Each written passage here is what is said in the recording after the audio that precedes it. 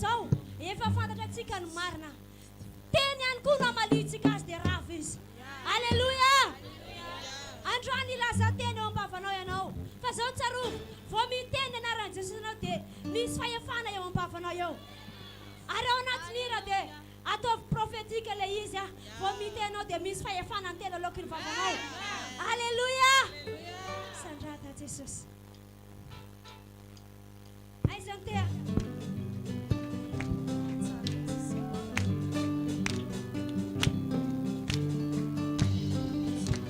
tsy voatanao mpientana entahana zany ira zany fa profetika lehibe zany ira.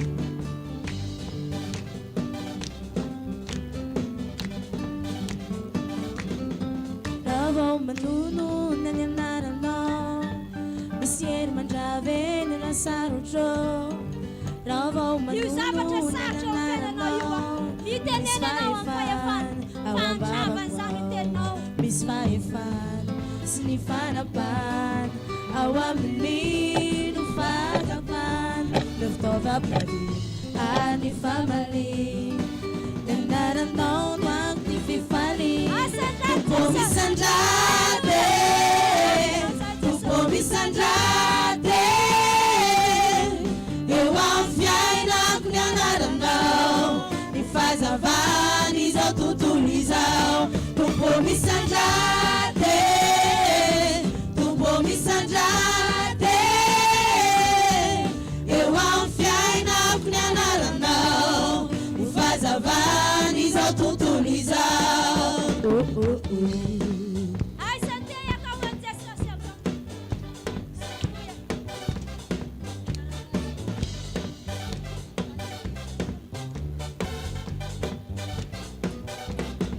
Nianara no di sono vatenico, nianara no di sono fialufako. Ravo manunu nianara no, mis faefan awam baba kwao. Mis faefan sinifana pan awam ni fazavan nuftoga pedi ani famali nianara no want ni fifali. Tumpo misandrade, tumpo misandrade. Eu anfiaina com a naranão, me faz a vaniza tutulizão. Tumpo misandrade, tumpo misandrade. Eu anfiaina com a naranão, me faz a vaniza tutulizão.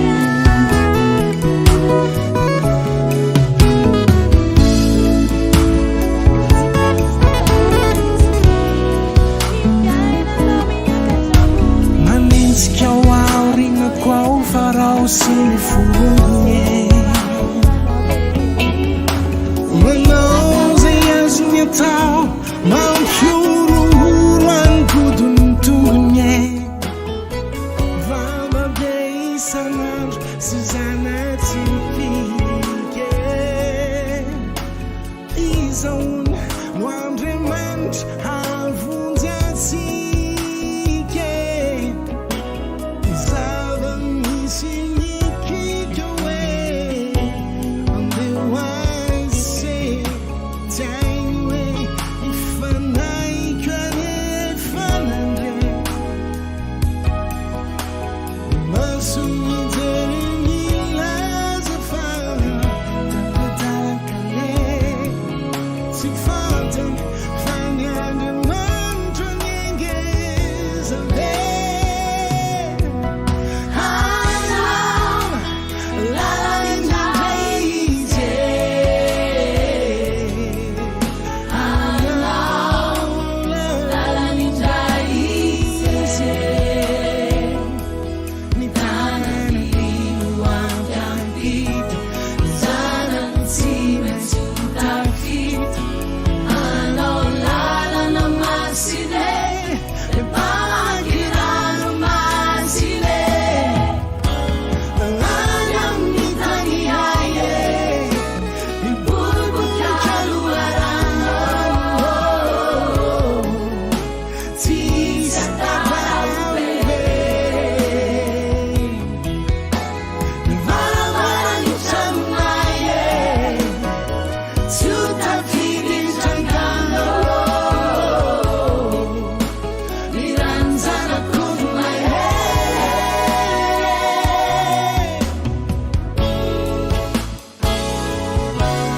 hanao lalan'indray izy hanao lalan'indray izy ny tanany loangampito ny zanany tsy maintsy ho tafito hanao lalana masine mpamangirano masine hanao lalan'indray izy hanao lalan'indray izy ny tanany loangampito ny zanany tsy maintsy ho tafito hanao lalana masine mpamangirano masine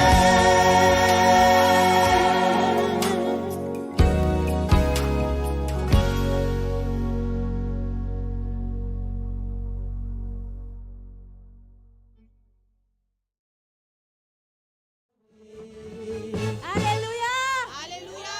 Tsika nao ihika mafy voninahitran'Andriamanitra rerany ary taontsika io te-hatanana ampanosotsika mpanompon'Andriamanitra tondrany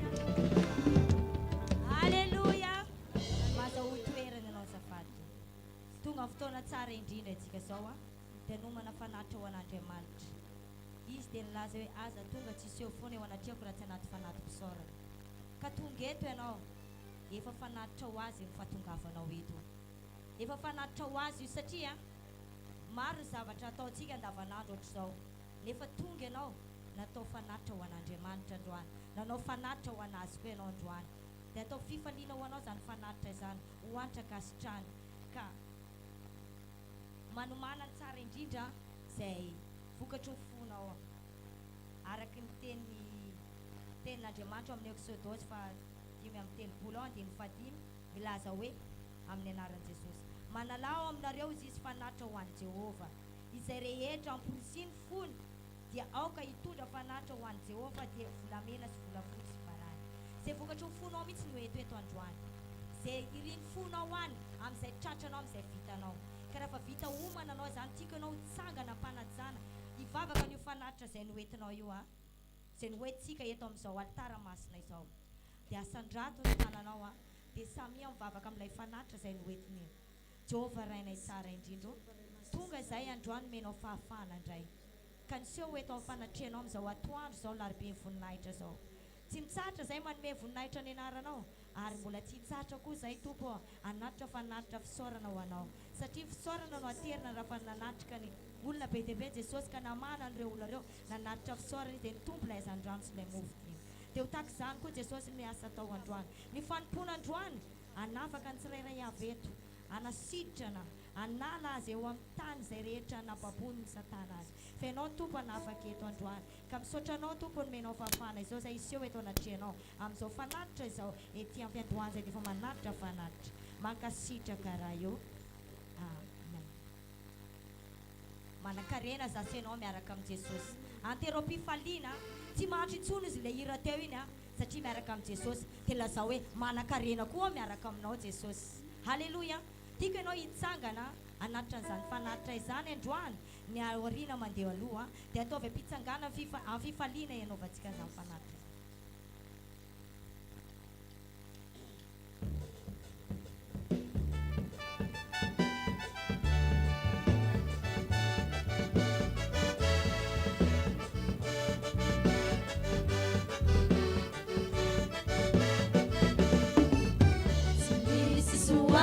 Afati Jesu na futi na reni tani manakare na umananazi falyawa minire au simisi suwari afati Jesu na futi na reni tani manakare na umananazi falyawa minire au falyawa miaraka minire Jesusi tukana yani manakare na umananazi falyawa minire au falyawa miaraka mini Jesusi tukana yani manakare na umananazi falyawa minire au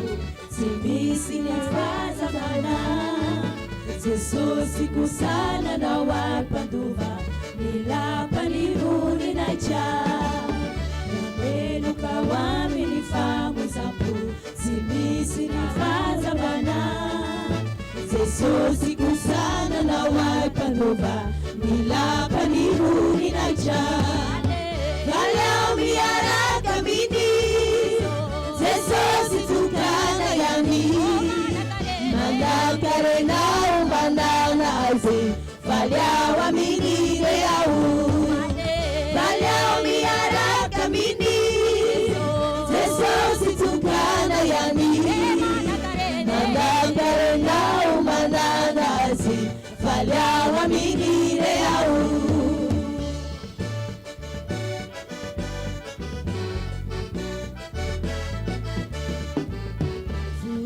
Iniciamo già fisso l'una si ufa panegena dirai tenando l'utena na vuciare cammini la nise sosi Iniciamo già fisso l'una si ufa panegena dirai tenando l'utena na vuciare cammini la nise sosi Falyawa miaraka mini Jesusi tukana yani Manakare na umananazi falyawa minire au Falyawa miaraka mini Jesusi tukana yani Manakare na umananazi falyawa minire au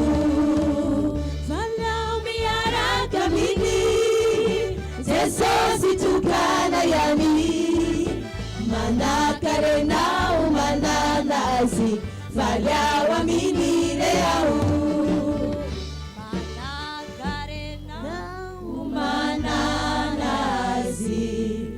falyawa minire au asandrato babako mitsodrano zao fanatitra izao rainay tsara indrindro mitsodrano zao fanatitra sy ampavoly karena zay naterina eto amin'ny altara masinao zay.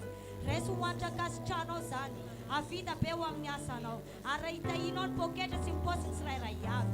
Ary androany ianao anao zavatra indray, satria nalefanao hoe mety hoany zao fanatitra zao, ho fisaorana zavatra ataonao eto androany, satria anao zava-mahagaga ianao. Ka mankasitraka karaha io. Avenainy aminao ny voninahitra sy tera, afana ny seho teto indray androany eto andro ity. Ka mankasitraka karaha io. Halleluja. Amen.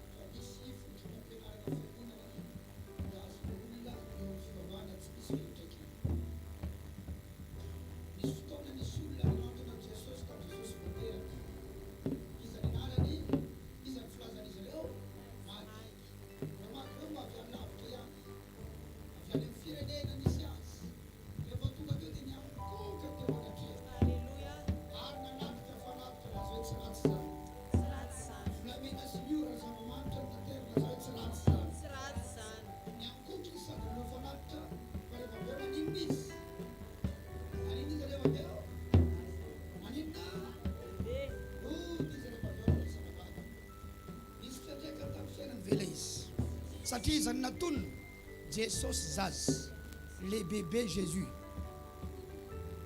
Be dia be ny olona ohatry zany tonga ao am-piangonana, tonga miankoka, manatitra fanatitra, fa rehefa avy eo maninona mody ary tsisy ninina ny raisiny. Ny teniny taminy ve Jesosy teo, nanao fagagana ve Jesosy teo, nitazo ve Jesosy teo, satria mbola lay voany Jesosy ny natony le grain de Jésus. Satria Jesosy ny atao hoe azo naina na hoe azo ny fiainana, arbre de la vie, ka mbola le izy vao nafafy io natony tsy nitondra ninina taminy. Fa teo amin'ny faharoa ambin'ny folo taona efa Jesosy hafa indray. Jesosy mampianatra, verone Jesosy mampianatra. Dia be koa no mijanona eo amin'ilay Jesosy mampianatra, fa tsisy ninina mitranga, fa na eny fampianarana fotsiny. Fa rehefa avy eo mbola nitombo Jesosy, satria ny Baiboly Jesosy ny tombo saina tena fanahy teo anatrehan'Andriamanitra sy ny olona. Jesosy teo amin'ny fahatelopolo taonany nanomboka nanao délivrance amin'izay, nanomboka misy devolo mivoaka amin'izay. Efa niainantsika foana zany dimension zany. Fa nisy fotoana mbola nitombo Jesosy, vao omby teo amin'ny hazo fijaliana i Jesosy. Ary be dia be no mitory an'ilay Jesosy vao omby teo amin'ny hazo fijaliana. Ilay Jesosy vao omby teo amin'ny hazo fijaliana tompoko, aoko fantatrao fa Jesosy resy. Jesosy maninona? Satria nitondra ny otako sy ny fahotanao izy ka ny mpanota maninona? Resy. Raha izy resy iny ihany no nitoriana, raha izy vao omby teo iny ihany nitoriana, be dia be no mijanona amin'ilay famonjena, fa tsisy fitahina, tsisy fisanratana, tsisy voninahitra. Ary zany mahatonga antsika tsy mijanona amin'ilay hoe mitoro ny famonjena, tsy mijanona amin'ilay mitoro ny famonjena. Fa tao ambadika izay Jesosy natsakan'Andriamanitra tamin'ny maty. Efa dimension hafa indray izay, la dimension de gloire. Teo Jesosy nanomboka namaky rindrina nefa ny varavarana mety, dimension surnaturelle. Mandray avy ianao ray lasa labavy, lasao ny namanao hoento miakatra izay papa, hoento miakatra izay papa.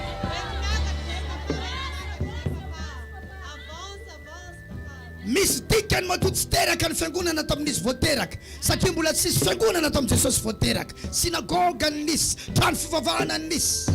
Tamin'i Jesosy maty amin'ny hazo fijaliana, tsy mbola nisy fiangonana, tsy mbola teraka ny fiangonana Jesosy Kristy, fa mbola fampanantenana. Hoy Jesosy tamin'i Petera, raha misy mipetraka dia atsangana azavady raha tsy hoe hiteraka raha-pitso izy. Eno tsara, aty jerenao. Hoy Jesosy, amin'ity vato lampy ity no haoriko ny fiangonako. Ahoana izy? Dikan'izany tamin'ny andro ny apôstôly sy Jesosy niaraka tsy mbola teraka ny fiangonan'i Jesosy. Tsy mbola naorina fa mbola zavatra avenir haoriko ny fiangonako. Rehefa nakarina ho any an-danitra Jesosy eny amin'ny voninahiny nandatsaka ny fanahy tamin'ny andron'ny Pentekosta teo ny atao hoe fahaterahany fiangonana. Jesosy eo amin'ny voninahitra vao teraka ny fiangonana. Ka ny fiangonana fanahy ny voninahitra dia miaina amin'ilay fomban'ilay Jesosy izay eny amin'ny seza fiandrianana Andriamanitra. Sy Jesosy tao an-tranon''omby ny vavahantsika. Fa raha ino ny vavahantsika dia zao tonga ianao anatitra rakitra eto, tonga ianao anatitra volamena sy miora eto, tonga ianao iankoka eto, fa rehefa ianao maninona mody tsy mitondra ninina. Ka hitanao ny toriteny tsy azo alay tahaka hoe tory fatakarana hoy dia zavatra mitrangitsia. Ka possible Jesosy tao an-tranon''omby notorianao fa modimody milaza fatakarana, mody maina ny olona tsy hitondra ninina. Fa Jesosy zay toriko aminao tsy le voavoana fafy fa le efa eny amin'ny seza fiandrianana. Avereny hoe eny amin'ny fiandrianana izy. Zay nampiavaka anao manomboka eto satria Jesosy nao eo amin'ny seza fiandrianana. Nisy fotoana izy avy ny felahana fa nisy fotoana ny fanamasina ny namelaka an'izay nandanga taminy.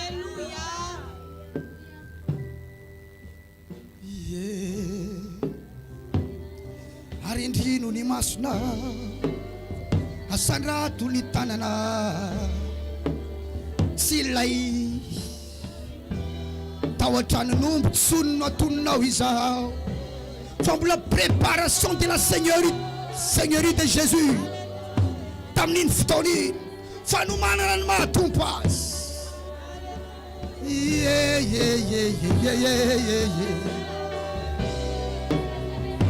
Alléluia.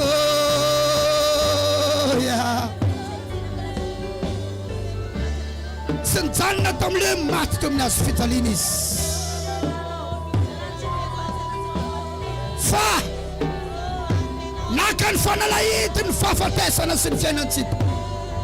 Dia nitsangana ary tsy nijanona hoe nitsangana dia nipetraka tetỳ an-tany fa nakarina tamin'ny voninahiny ho any an-danitra.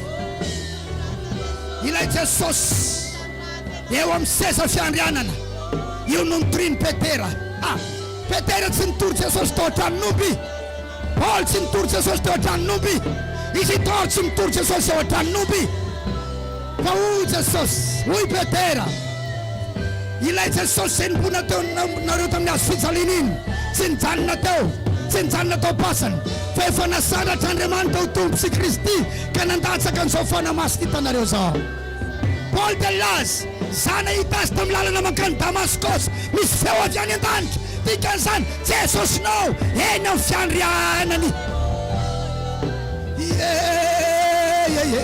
Sy tonga ianao anao rakitra andatsaka fanatitra dia mody ka tsy ahita fiantraikany fa tonga ianao anatona an'ilay eo amin'ny fiandrianany. Que ta Alléluia.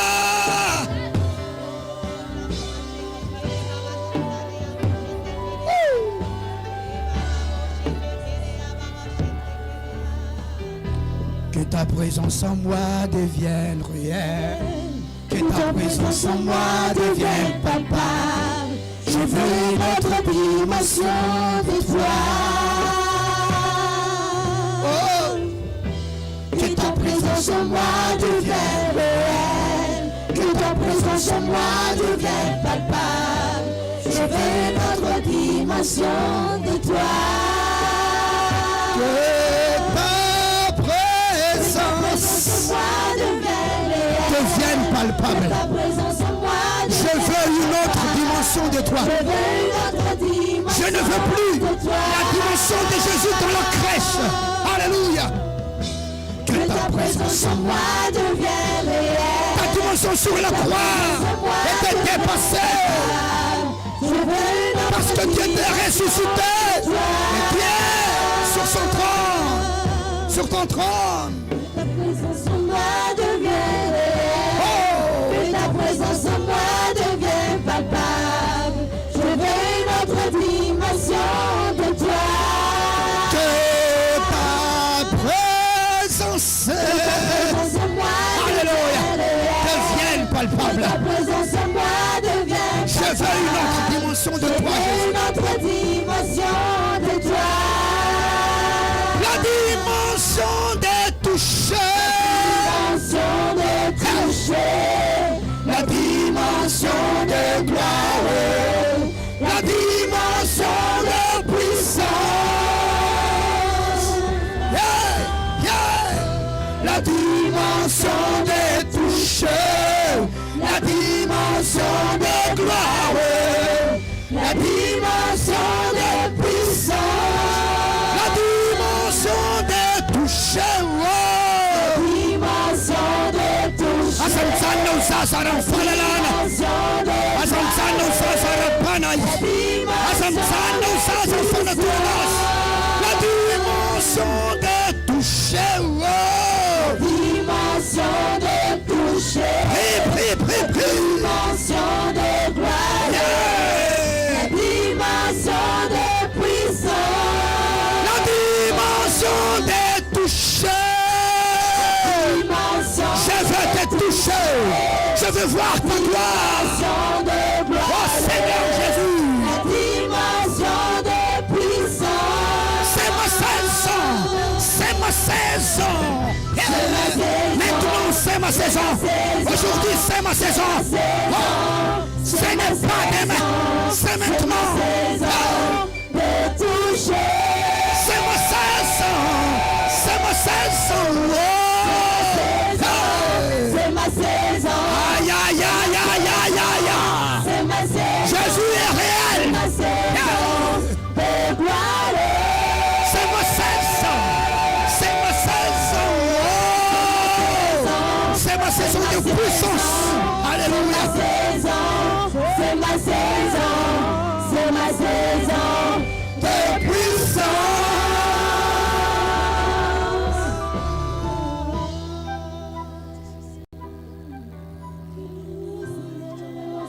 Stawata numtsune no.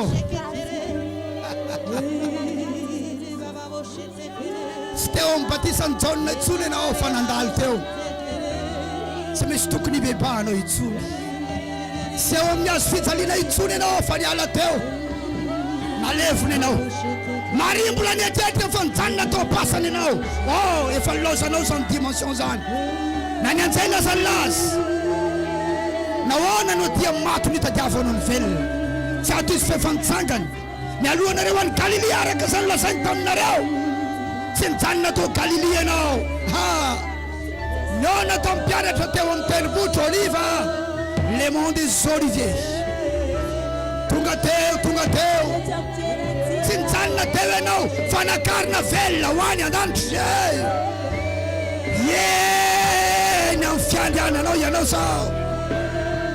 Avelao zay iaina amina tontolo tsy mahazatra, tontolo tsy fahita firy, tontolo tsy iaina n'izao tontolo izao, tontolo tsy iaina n'izay tsy nomenao fantakarana ny amin'izany.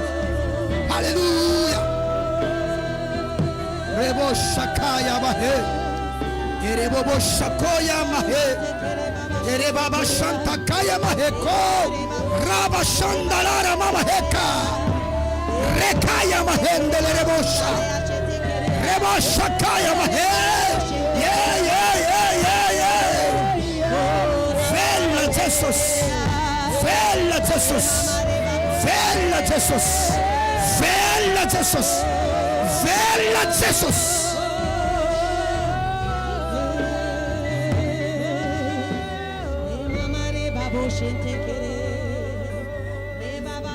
Hallelujah.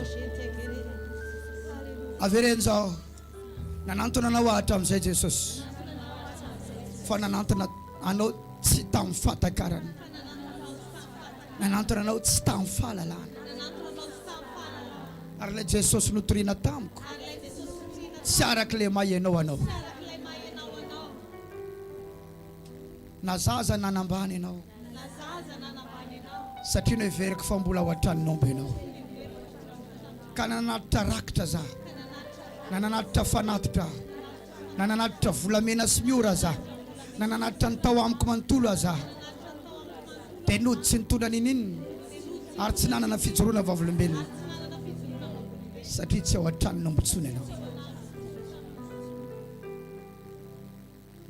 nanantona ny famonjena ho aho ny banjina anao dia amin'ny azo fijalia ary dia nygogogo ny tomany aho raha nandinika ny fahotako satria teo ianao ny namela ny heloko saingy ny ady soko dia zao nijery anao eo amin'ny azo fijaliana fa tsy nahita ny toy ny fiainanao maty ianao Jesosy natsangana tamin'ny maty ianao fa mbola tahaka ny Maria nitady ianao tany am-pasany nanontany ny anjely iza no tadiavinao ilay Jesosy avy any Nazarety nahoana ny tia maty ianao no mitady ny velona tsy ato izy fa efa nitsangana tsy anampasana koa ianao ny aina amin'ny fiainam-pahafatesana satria tsy malala fa tsy ianao maty ho aho nitomany isan'andro aho satria tsy nafantana fa tsy ianao maty ho aho fa androany Jesosy reko avy amin'io altara io avy amin'io lehilahinao io fa efa natsangana ianao eny amin'ny seza fiandriananao eo ianao no mifery aho manompo Jesosy velona zao ila eo amin'ny seza fiandrianana mpanjaka ny raiko mitaiza ary zanaka vavy ny mpanjaka zanaka lahy ny mpanjaka misaotra Jesosy misaotra Jesosy ataovy tahaka ny fanaovako zany misaotra Jesosy fa velona ny Andriamanitra alleluia tsy tonga eto amonjy fivoriam-bavaka fa tonga eto anantina ny Andriamanitra ny anarany dia Jesosy ty afatanana mafy be alleluia tsy ohatry zany ny te atanana aza manadino lesona sahady amen d'activation tonga soa eto amin'ny kianja ny voninahitra mialatsiny aminao fa raha tsy te hiaina ny voninahitra Andriamanitra ianao aza miditra eto fa raha tonga eto ianao zay akaiky ny afo dia tsy maintsy mafana itsikino namanao dia laza hoe mahazo toerana alléluia gloire à Dieu tout-puissant feno be ny foko feno voninahitra fa tsy feno alahelo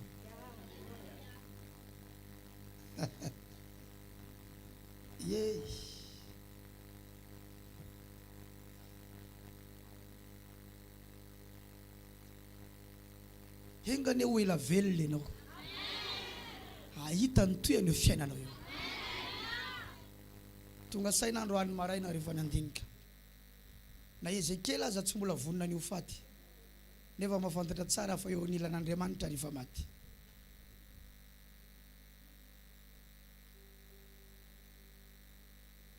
sa tsy zay lay mpamina ny lehibe malala fa vahiny ety amboniny tany ary malala fa rehefa miala eto tsy mijanona any ambanin'ny tany fa nalaina ny ho faty izy ary fantany tsara fa any amin'ny fitsarana raha miala eto ary raha mbola eto misy ady manino izy nalaina ho faty mbola misy anjara voatendry tokony ho hitany ety amboniny tany ary eto ny tokony ahitana azy fa tsy any an-danitra fa rehefa tonga any an-danitra efa zavakafa indray zay fa eto mila tratra anao zay ny soratana rehetra ho anao zay ny mahatonga ny olona rehefa anao zavatra tsara dia matoka izy ny olona rehefa klasy d'examen matoka izy satria te hiakatra ery amin'ny sekoly ambony raha ianao avy amin'ny sekoly secondaire manomboka hiakatra ery ambony ery ianao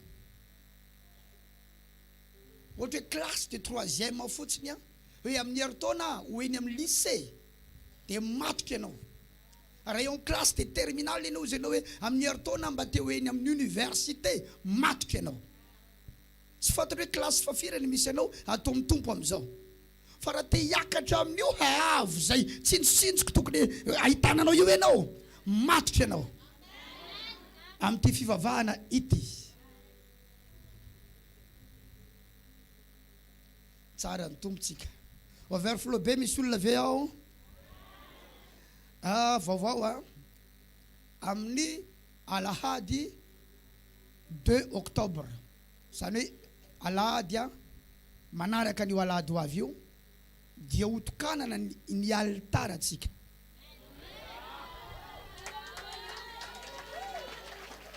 satria avy eto ny fiainatsika avy eto ny teny ho atsika avy eto ny fahasoavana ho atsika avy eto ny fanafahana ho atsika tsy estrady tsony ty amizay fa tena altara hatrao ambony ao satria hosoloana ny ao ambony ao dia ho altara anankiray koa ny ao ambony ao zay io fandraisak'olona ao ambony ao dia hovaina daholo hosoloana rouge daholo ny tapis rehetra amin'ny altara rehetra eo dia ho asiana barrière zany hoe rehefa mirava ny fotoana dia barena eo tsisy mahazo mandendeha eo na lehibe na kely ho toerana manan-kajy arakaraky ny asina omena ho azy ny heriny na ny amin'ny sampy aza satria ny sampy ny natakatra altara noho ny kristianina fa kristianina mandeha amin'ny fiainana tsisy altara ary zay no mahatonga ny mpimasy ny mpamosavy tsy matahotra kristianina fa tsy ho kristianina atao mifanany voninahitra intsony izany ny amen anao tsy resy lahatra tsara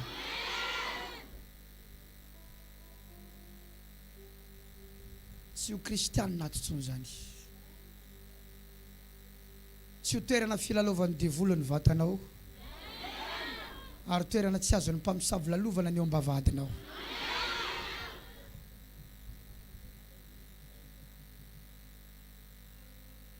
any amin'ny fanompo-tsampy ny altara tena mametraka asiny tsara izy fa ty amin'ny kristianisme tsy mipetraka izay fa za lehilahy tonga saina ITS Isidore tonga saina tsy ho toerana tsotra itsony ny altara tsika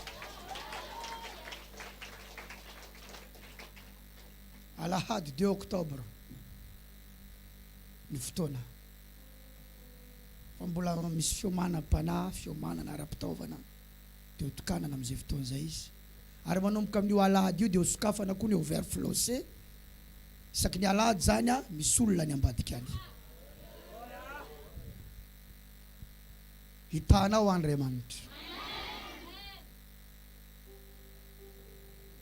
sorana tomova me mitombo hatrany ny fitaovantsika nisy caméra anankiray koa vao tonga tamin'ny maraina avy any Antananarivo hoentana manatsara hatrany ny fitaovana ny avy any France feny andalana satria efa voaloha ny vidiny saingy en ligne izy dia mbola mandeha tsikelikely eny tonga tiany hafarany na izany na tsy zany za efa mametraka sady an'ity lamina ity tsy miandry amin'ny 2 octobre aza hipetrapetrahana itsony le toerana ao ambadika ao dia aza toritoriana itsony mipetrapetraka eo nareo dia matoritory eo na sendra misy ankizy mandeha dia saovy miala teo fa toerana masina eo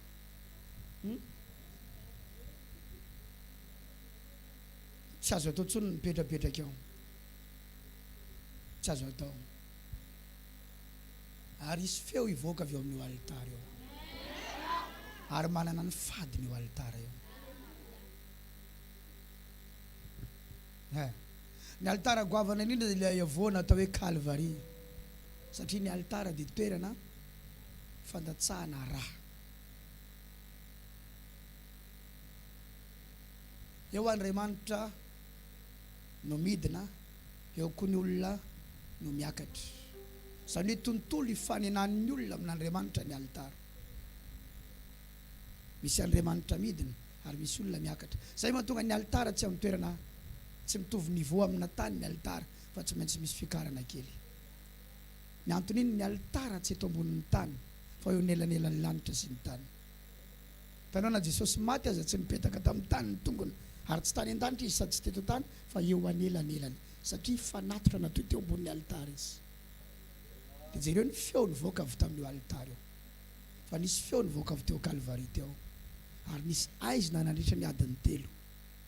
Ny tempolo tonga dia tritra ny efitra lamba tao amin'ny tempolo.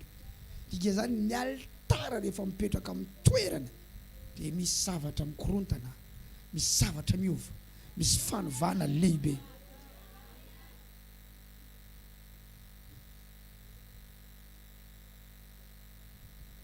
Io zany tsy toerana fandalindalovana ohatra misy seza marobe eo aloha eo dia hoe anapa-keto tsy fanaovana itsin-dalana ntsony io altara eo la vers flode. Satria zao efa kaiky ny fotoana izay zavatra aterina ho eto amin'ny altara eto teo valian'Andriamanitra. Dosie apetraka ho eto dia hisy valiny. Jereo kely any ambony any sao dia misy sary adiny zay ambony ao zao aty. Mbola isy kesika lehibe zay efa omaniko any. Ianao mivarotra dia misy ampany amin'ilay zavatra amidinao apetraka eo eto amin'ny altara eto. Misy ampany amin'ilay vokatry ny asan'ny tananao apetraka ao eto. Io tsisy mihinana.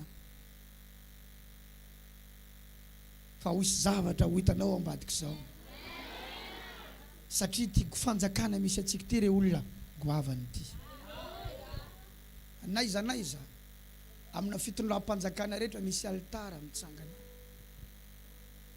Tanao ireo statue maneran-tany reny altara daholo reny. Mankany Antananarivo ianao misy statue anjely fa tsy zany intsony anaran'izao. Tsy ny lasa anjely volamena izy zao. Anjely fotsy zay ny anaran'izao. Anjely volamena izy zao. Zay ny anarany. Atsy ao efa anatiny anana koa zay. Io nga iverinao mandehandeha ho azy io. Altara io. Altara io. Or zareo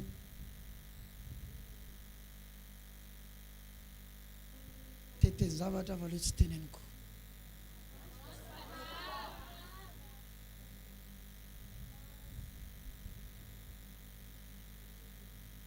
Raha mankeo amin'ny hôtel de ville ianao mahita altara ianao devant io.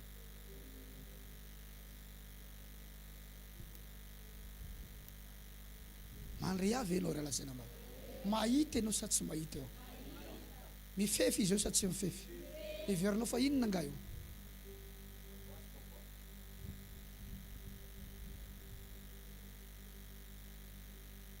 Namankaiza ianao manamankaiza. Tour Eiffel io altara io.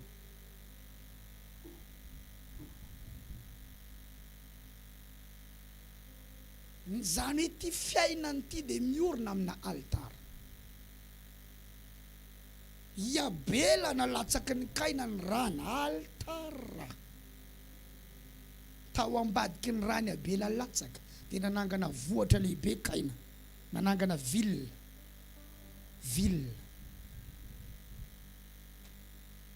Nanangana inona hoe zavady? Ville ohatrany hoe ville de mage nga. Tao ambadiky ny ralany nataony altara. Ary namoaka feo ny altara. Ary io zany Andriamanitra. Kaina. Aiza Abela rahalanao. Fa ny feo an'ny rahalanao. Mitaraina amiko avy amin'ny tany hitanao ny altara misy feo avoakany. Ary zay ny mahatonga olona tsy tafavoaka satria nananganana altara mamoaka feo ny altara natsangany olona mireklame azy, miazona azy. Dikan'izany tokony misy altara mitsangana mampangina ny feo avoaka le anankiray.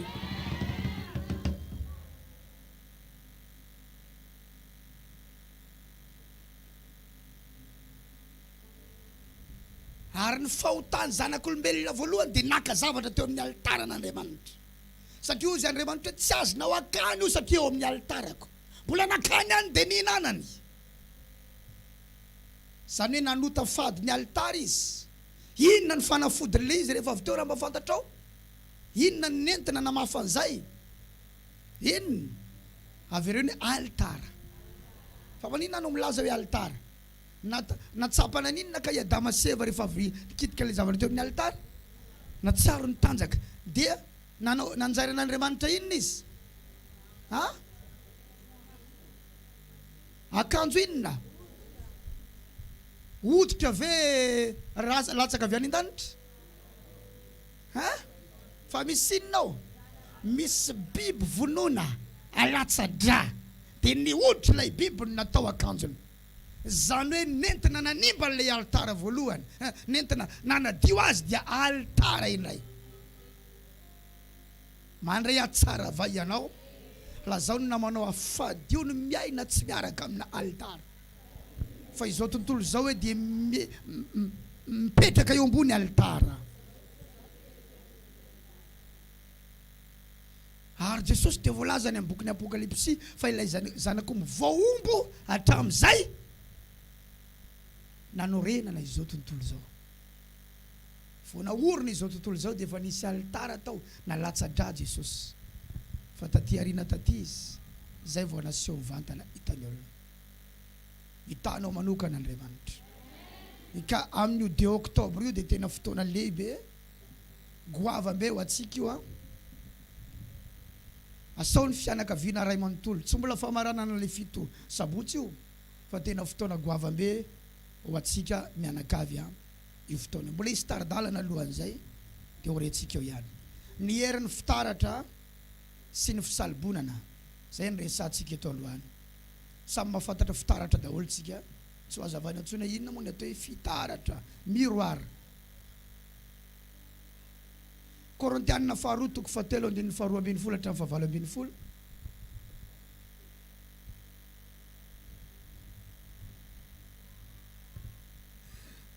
Korintianina 2:7-12 hatramin'ny 7.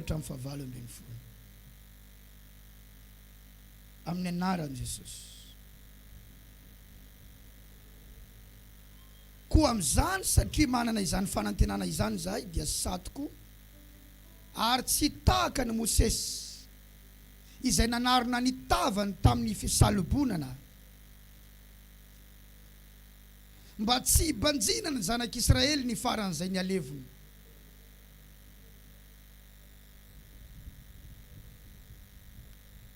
Fa efa donto ny sainy.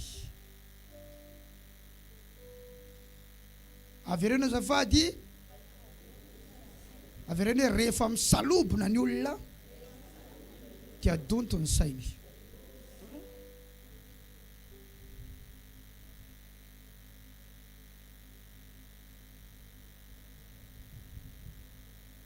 Fa mbaraka androany dia mbola tsy nesorina ihany zany fisalobonana izany.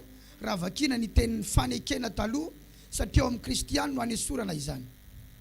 Fa misy fisalobonana manarina ny fony ambaraka androany.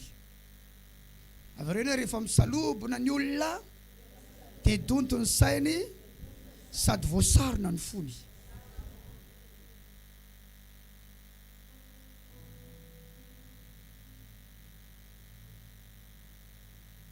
Raha vakina ny tenin'ny Mosesy. Kanefa raha miverina amin'ny tompo izy dia esorina ihany ny fisalobonana. Ary ny tompo izany fanahy izany. Ary izay toeran'ny fanahy ny tompo no itoerany fahafahana. Fa isika rehetra kosa dia amin'ny tava tsy misarona. Dia mijery ny voninahitry ny tompo toy ny amin'ny fitaratra. Ka ovana vereny ovana. Tsy modifiena fa transformena. Raha tonga ato amin'ny tompo ianao dia miomana ovana ianao. Ovana ianao. Ha! Avereny tsara ovana za.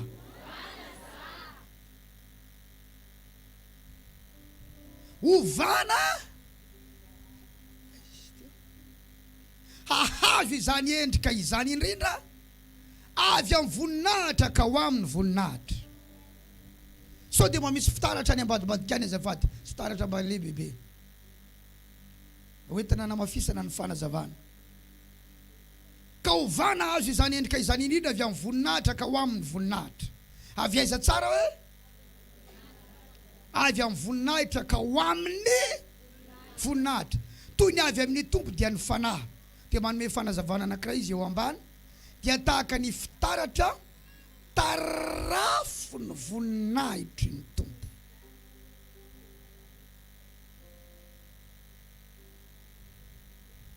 Davy miankina ery eo.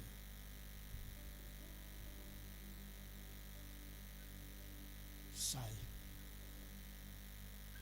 Rehefa avy eo tsika anazava. Exodus 34, 28 à 29. Dia teo amin'ny Jehova efapolo andro sy efapolo alina izy sady tsy nihinan-kanina na nisotro rano. Exodus 34, 28 à 29. Ary nosoratany Jehova tamin'ny vato fisaka ny tenin'ny fanekena dia ny didy folo. Ary Mosesy nidina avy teo an-tendrombohitra Sinay. Ary teny an-tanany ny vato roa izay nisy ny vavolombelona tamin'izy nidina avy teo an-tendrombohitra. Ary tsy fantany ho namirapiratra ny hoditry ny tavana noho ny tenenany taminy. Tsy fantany ho namirapiratra ny hodin'ny tavana noho ny tovomafy. Inona ny nahatonga ny tavany Mosesy namirapiratra? Andriamanitra niteny taminy. Rehefa niteny taminy Andriamanitra, tena ninona ny hoditry ny tavany? Namirapiratra. Avereny ihany, rehefa niteny tamin'ny Mosesy Andriamanitra, dia namirapiratra ny hoditry ny tavany. Ovaina ianao rahalahy sy anabavy. Ovaina mirapiratra ianao. Iaina mifamirapiratana ianao. Fa hitaratra ianao manomboka izao. Hitaratra ianao manomboka izao. Ny voninahitry ny tompo avy amin'ilay fitaratra dia hiampita aminao izay voninahitra hitanao ao izay.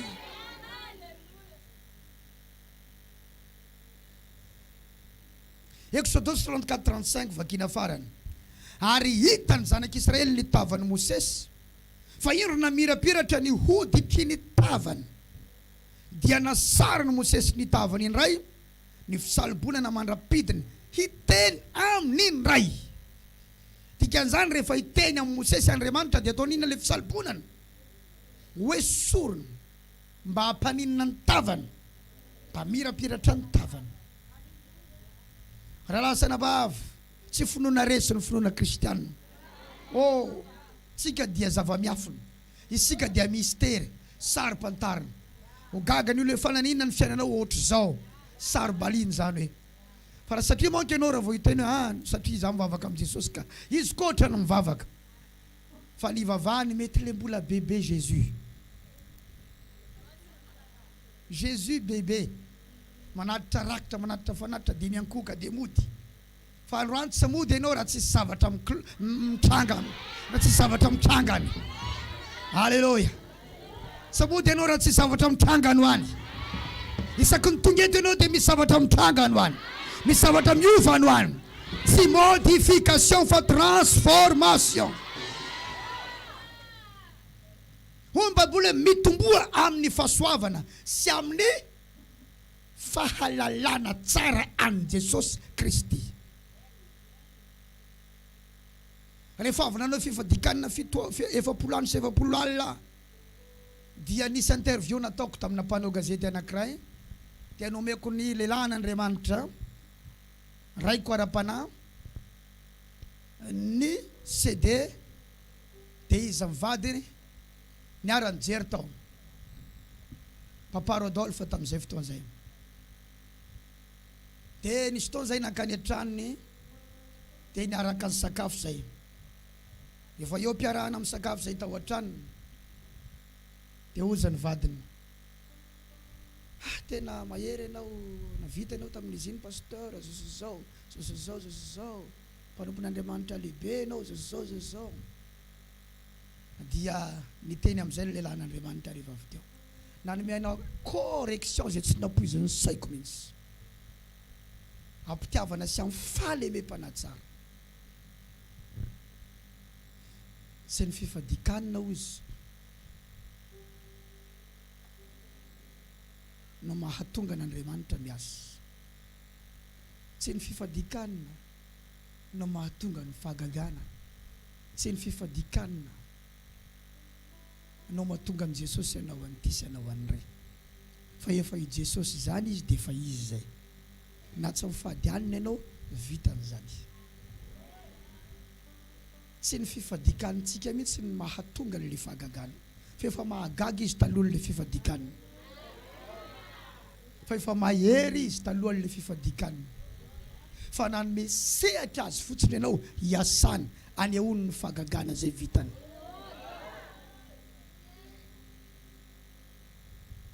Tonga dia miala ny firiariana sy ny fibotsobotsonana. Le tavy be firiariana tao amin'ny vatako tonga dia tsy hita teo leo.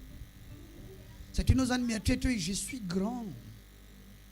J'ai jeûné 40 jours et 40 nuits.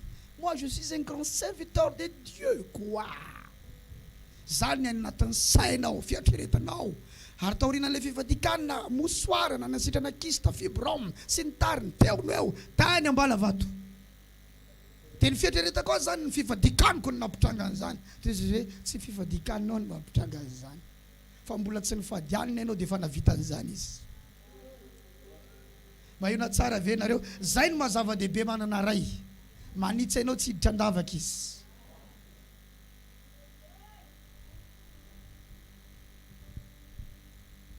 Fa ianao fotsiny nanome sehatra azy. Niomana ianao dia nanome sehatra azy ianao. Dia iny amin'izay izy tonga miaraka amin'ny zavatra hainy sy ny zavatra vitany. Ka ny fifadikanana tsy hoe ahatonga an'Andriamanitra havita fahagagana. Fa izy efa mavita an'izany. Fa ianao fotsiny manetry ny tenanao fa te hahita azy aneo ny voninahiny. Anontany io ny namanao mazava aminao ve izay zavatra izay? Satria amin'ny fotoana tsy takatra ao zay. Dia rehefa mitranga ilay zavatra dia ozy ianao hoe ny fifadikaniko lasa ohatr'izao, lasa ohatr'izao. Non. Voninahitra ho an'ny Tompo ny amin'ny nantsiny anay tamin'izay zavatra izay. Ary efa be dehibe zay nahazo fanitsiana. Fisaka ny mahazo fanitsiana zay dia mahitsy ny lalanay.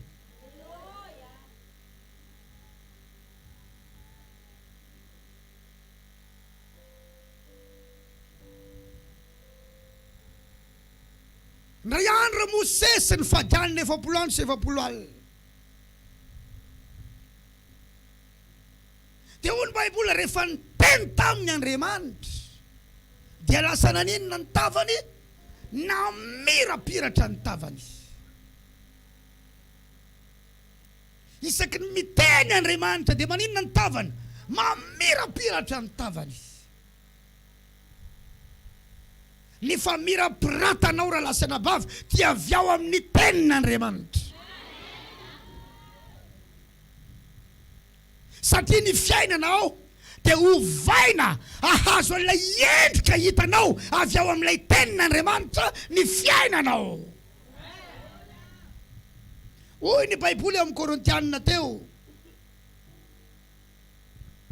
amin'ny 9:20 fa isika rehetra kosa dia amin'ny tava tsy misarona dia mijery ny voninahitry ny Tompo toy ny amin'ny fitaratra.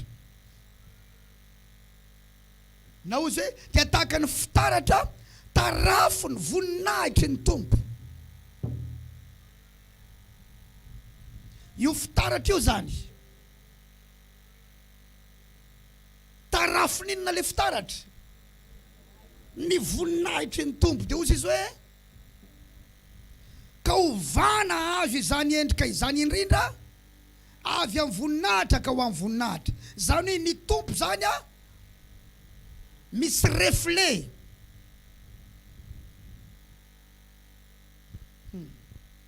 Ny Tompo zay tsy hitanao maso tarafo ny voninahitry ny Tompo ilay fitaratra. Dia ianao amin'izay mijery an'ilay fitaratra. Ianao moa rehefa mijery ilay fitaratra dia iza no hitanao ao? Ianao no hitanao ao. Dia tahaka izany ihany koa ny fitaratra izy dia tarafon'ilay voninahitry ny Tompo. Dia rehefa mijery ao ianao dia ilay mitovy amin'ilay zavatra hita eo amin'ilay fitaratra, ilay zavatra hita ilay mitaratra. Mbola tsy mazava tsara aminao. Hijanona eo amin'ny 18 tsika, isa 2 telo fa isika rehetra kosa dia mitavatsy misarona za rery ny mamaky isa roa telo fa isika rehetra kosa dia mitavatsy misarona mbola olona telo zany miaraka amiko zany fa isika rehetra kosa dia mitavatsy misarona dia mijery ny voninahitry ny tompo toy ny amin'ny fitaratra ka ho avana ahazo izany endrika izany indrindra ianao rehefa mitaratra dia iza no hitanao ao teo raha ity baiboly ity nijerena le voninahitry ny tompo dia ianao aninona ozy ovana azo an'io endrika hitanao ao io dia rehefa niteny Andriamanitra tamin'ny Mosesy dia naninona ny tavany na mirapiratra ny tavany dikan'izany zao ny dikan'izany manomboka eto ianao raha mamaky tenin'Andriamanitra dia ovaina azo ilay endrika hitanao ao amin'ilay tenin'Andriamanitra zany hoe miankina amin'ilay tenin'Andriamanitra takatra ao ny endrika ao rehefa avy eo zay no mahatonga na endrika vaovao indray ny ahitanao anazy zao io satria hafa indray ny teny voaraiko dia miankina amin'ny teny voaraiko avy amin'Andriamanitra zany ny endrika hitsoroko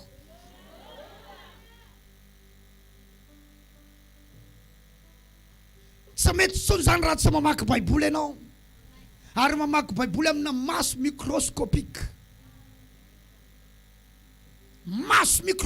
averina maso microscopique tamin'ny T3 zahay tamin'ny T3 mbola tadidiko tsara nisy namana anankiray nitondra vera dia ozy izy hoe ity lesy lopy inona ho azany lopy zany andonge dia nisy zavatra vatovato kely reny dia ataony tarafina masoandro lay fitaratra dia lasa maninona le vato kely lasa ngeza zay zany ny asan'ilay lopy hita ngeza be le zavatra tsy hoe lasa ngeza izy fa lasa hita ngeza hita tsara daholo ny forme rehetrarehetra dia tany amin'ny lycée indray zay niditra laboratoire dia nianatra nijery ny atao hoe microscope dia mijery eo ohatra n'io caméra io misy zavatra ametrahanao le voamasonao ilany dia mijery ianao lalitra anankiray jery ianao fa hitanao mihitsy hoe lalitra kay manasa tanana sy manasa tarehy ary manala tay maso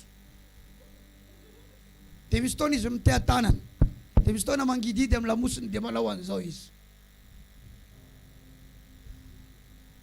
zany hoe hitanao akaiky ny mombamomba azy ary hitanao hoe zao daholo ny momba an'izy ity firy ny ratsan-tanany firy ny ratsan-tongony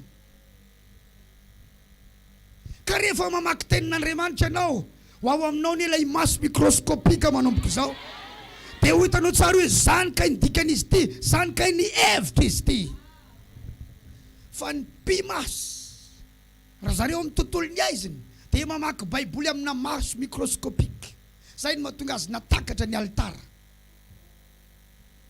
fa ny kristianina tsy mahalala afa-tsy hoe vonjeo ahe tompo mamindrafo amiko mpanota Jesosy eo ta io izahay sy nianina ho aninay amen ba be le fivavahana ambany be le fivavahana resy be le fivavahana resy be le mpivavaka fa tsy hainao tsony zany raha lasa namavy malala tsy hainao tsony zany izy mbola misalobona ny mpivavaka ary vao maika ny salobona ny olona tany ambadika tany koa izy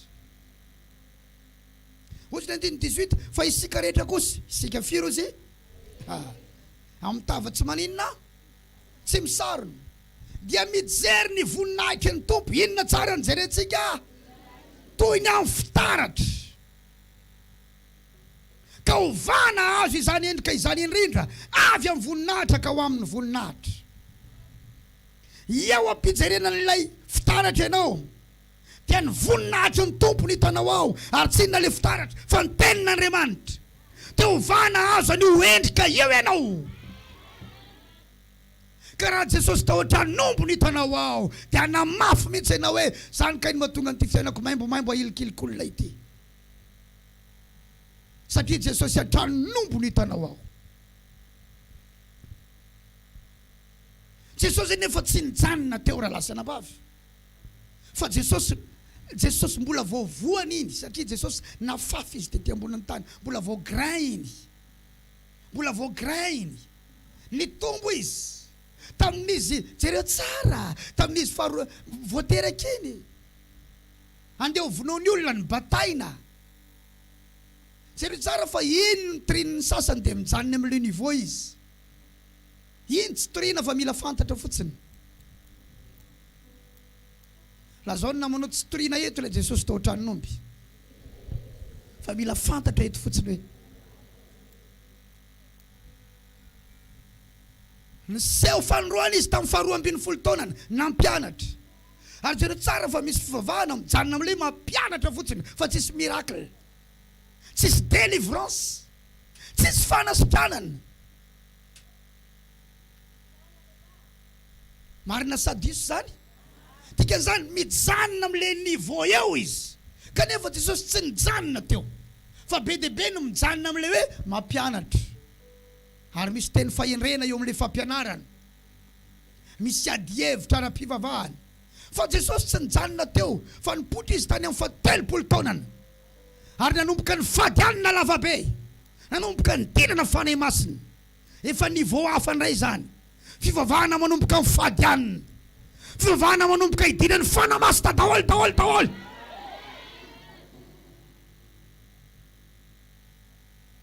Ary maro nefa manomboka miditra amin'izany niveau zany eto, mifadianana, alleluia, hidinany fanahy masina, nanomboka namoaka démonie, nanomboka nanasitrana. Fa tsy nijanona teo, nombona teo amin'ny hazo fijaliana, tondra n'ilay famonjena. Ary be dia be no mijanona amin'ilay famonjena, voavonjy, fa tsy miaina amina fiainana surnaturel. Fa tao ambadika izay Jesosy mbola nitsangana tamin'ny maty, natsangana ary taorianany nananganana azy tamin'ny maty, nakarina hoe eny amin'ny voninahitra. Tany voateraka ny fiangonana, nanomboka teo ny fiangonana niteraka hatramin'ny androany. Zay le Jesosy toriko, zay le Jesosy fantatro. Jesosy mamaky rindrina, na hidina aza ny vavahady tafiditra foana izy. Jereo tsara, ry Paoly, ry Petera, hidina ao an-trano maizina, avoaka ny anjely. Zay le dimension ny Jesosy toriko aminao. Misy anjely miasa, miditra mitsehatra amin'ny fiainanao. Misy anjely miasa, mamoaka anao anatina haizina. Misy anjely miasa, mametraka vola ao ambavany trondro. Misy anjely miasa, manao intervention ny fiainanao. Raha lasaka anaty lavaka ianao, raha tojo zava-tsarotra ianao, amin'ny anaran'i Jesosy. Velona ny Andriamanitra raha lasana vavamalala. Tsy miaina amina fombafomba mpivavahana itsony ianao zao. Efa dila ny fombafomba mpivavahana. Enoia, Andriamanitra tsy mamonjy anao azy na mitahanao azy zany. Ary mijanonao fampanantenana ny fampanantenana. Raha tsy fantatra eo ny tokony ho ataonao. Enoy tsara filaza zavatra. Nisy fotoana Abrahama niala tao Harana tamin'ny 570 taona. I Abrahama tsy nanana olana amin'ny resaka harena, fa vao nanomboka hanompo Andriamanitra izy efa nisy harena ary tsy nifoanany tompo ny harenany. Dikan'izany tsy Andriamanitra vonina ampahantra izy. Fa izy andeha hoany amin'ilay toerana nasain'Andriamanitra ho alehany amin'ny Genesis 12, efa nanana ondry amanosy be dia be.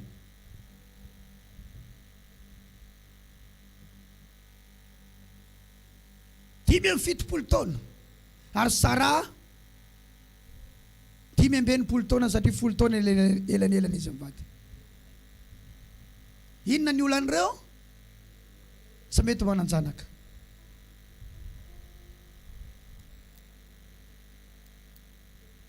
Andriamanitra ve tsy mahay manome zanaka?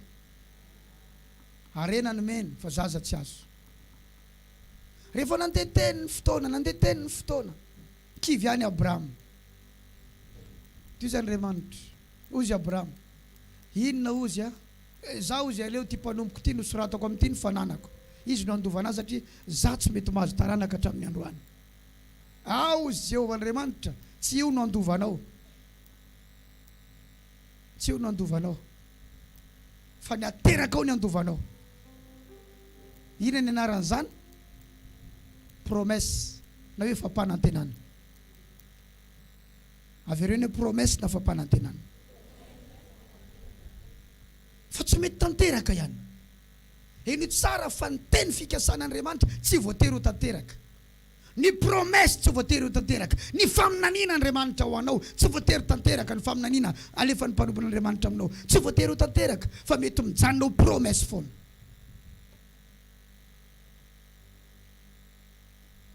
Rehefa kivy izy dia inona no nataony zareo?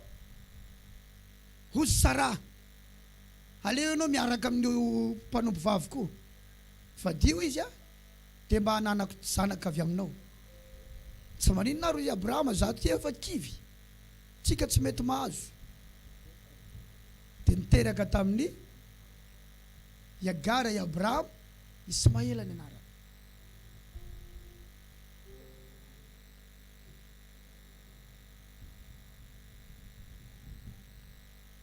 Mbola nampanantena koa Andriamanitra.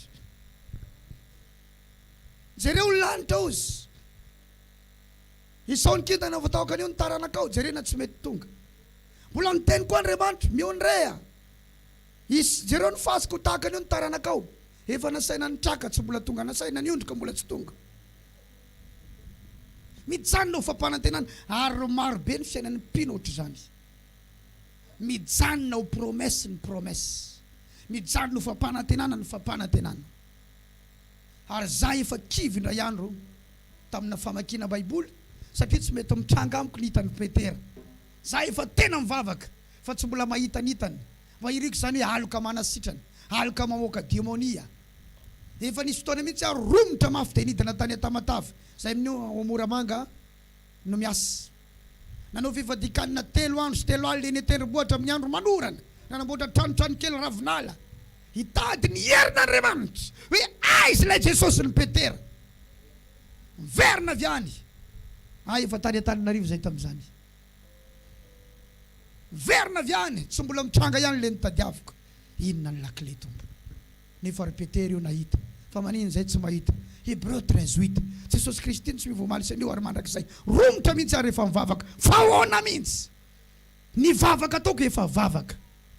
Ny hery angatahako tena hery. Ary ny angatahako azy avy any ambony seza fiandrianana. Ary za amin'io tezitra mivavaka.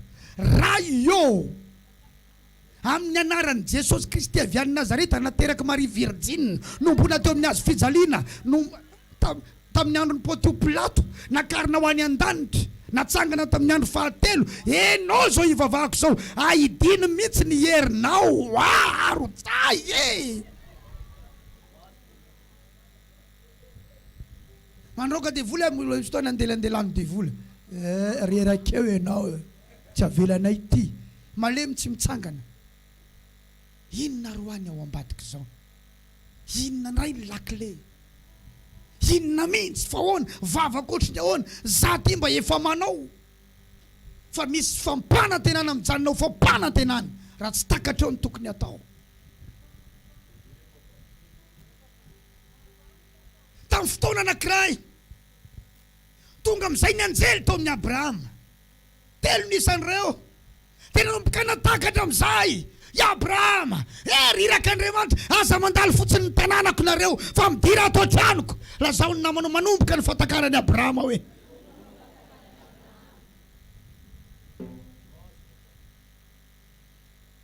Midira reo anjely reo tsy nanana programa mihitsy andeha eo amin'ny Abrahama. Mety ho fizantoetra ny Abrahama ihany koa hoe ity chance ny Abrahama farany. Raha tsy mahay manaroroatra an'ity izy dia ho mombatra amin'ny farany.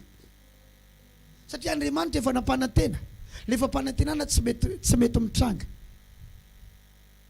Dia ny anjely amin'izay, ary ny anjely koa mody mampifilafila.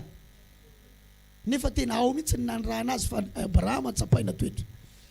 Zay maika ka, zay maika. Io re, zay maika. Ny tereny. Le arenao andrasana eto e. Mampifila. Andriamanitra mitady ny fahaterenao raha lasana vavy malala. Andraso eo ary azafady ozy fa za andeha anamboatra zanako sy andeha akarano anasana ny tongotra reo. Avereo ny fatakarana. lasa izy ary niazakazaka. Teoneo dia niteny tamin'ny vadiny, ndany ianao manamboatra zanako, nanamboatra mofo, fetavetao, ataovy kopa, fa za mono an'ireo omby ry mpanompoko, nda nataovy zao, nda nataovy zao, nda nataovy zao. Nanangana altara izy.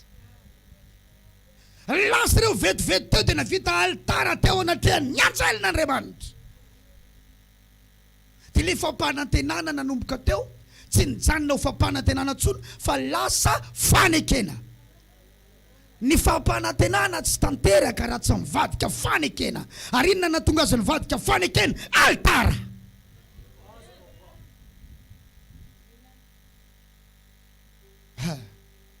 Avereny zao ny fampanantenana dia mijanona ho fampanantenana raha miandry an'izany ho tanteraka ianao. Eny tsara, jereo tsara karazana pino marobe, firy ny teny fikasana eny amin'ny rindrina, eny andoham-paniriana, any anaty baibolina. Ny zanako sy ny asan'ny tanako ka ho ditiko ihany, kely ny andohanao fa lehibe indrindra ny afarahanao. Zao, fa nga hanova zavatra ireny. Efa zava-dehibe aloha fa tenin'Andriamanitra anao fa tsy teny hafa. Fa tsy miankina amin'iny ny fiainanao. Fa mba efa lasa fanekena ho anao ve iny. Azay na tonga ny Jehovah niteny tamin'ny Davida hoe tsy andainga amin'ny Davida mihitsy aho izy. Tsy andainga, tsy aninona hoe ny zavatra niteneny koa izy dia ho tanterahako aminy. Satria naniny nefa nisy fanekena izy Davida. Ny fampanantenana dia mivadika fanekena rehefa misy altara eo.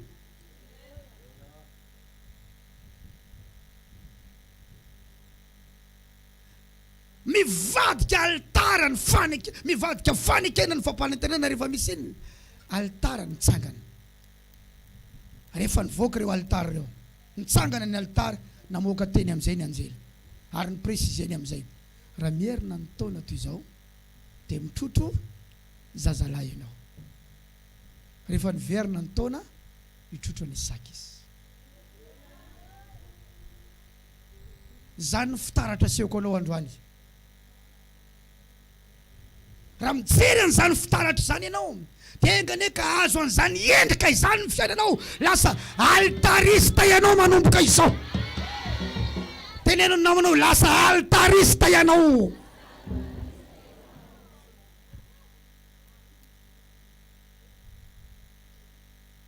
Hainao moa firy ny teny fampanantenan'Andriamanitra amin'ny fiainanao, ary tsy miankina amin'ny fahelan'ny vavahanao no lasa lavitra ny fiainanao. Be dia be tamin'ny olona nivavaka teo alohako no mbola ratsy lavitra no nahitako azy tamin'ny voalohany ny ahitako azy ankehitriny. Satria tsy miankina amin'ny fahelany. Misy ny voalohany ho farany, ary misy ny farany ho voalohany. Fa mila mivadika fanekena ny altara. Raha vao lasa altara, raha vao misy altara amin'izay mitsangana manoloana n'io tenin'Andriamanitra izay raisinao eo, dia engagé ny anjelin'Andriamanitra hanatanteraka an'iny. Jereo tsara, misy lehilahy antsoina hoe Manoa ao anatin'ny Baiboly.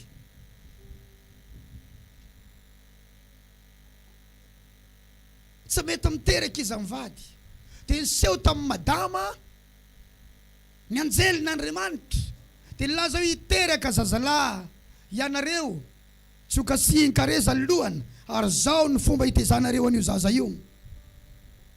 Rehefa teraka tsy omena divay mihitsy izy fa masony io io nanomboka hitsara anafaka ny zanak'Israely eo an-tanan'ny Filistine. Ho mpitsara izy io, juge. Satria ny kintana eo ambonin'ny lohan'ny dana dia ho mpitsara, dia ny taranany rehetra dia mpitsara daholo. Ao anaty Baiboly rehefa mpitsara dia avy amin'ny fokon'ny dana izany. Zereo tsara Genesis 49. Reo zanak'Israely rehetrarehetra samy manana ny kintana eo tampony lohany. Fa ny kintany dana hozy Baiboly, dana dia tsara ny olona. Ary zany no nahatonga an'ity lehilahy Manoa ity natao tsy hiteraka. Satria fantatry ny devoly fa raha mivoaka eo ny zanany dia win ho mpitsara. Satria ny kintan'izy ireo dia kintana mpitsara. Ka raha isy mpitsara evoaka amin'ny zanany dia hiady amin'ny Filistina dia ho afaka eo tanan'ny Filistina ny Israely. Ary zany mahatonga sasany be hiady eto. Satria misy kintana lehibe eo an-tampolohany dia bloqué ny Satana mba tsy hivoaka. Ary zany no mahatonga tsy manaiky ary mivavaka tsara mandinika ny tenin'Andriamanitra mianatra ao amin'ny école de révélation mba hivoaka ny kitako. Halleluja. Ho anareo sarotra ny nazahoanareo avy ao ny kibon'ny mamanao, sakena ny satana satria ambony be ny kintanao.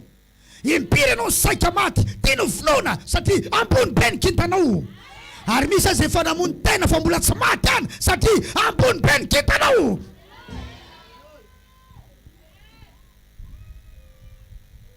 Raha lasanambavy misy kintana efa iny ambony lohanao eny.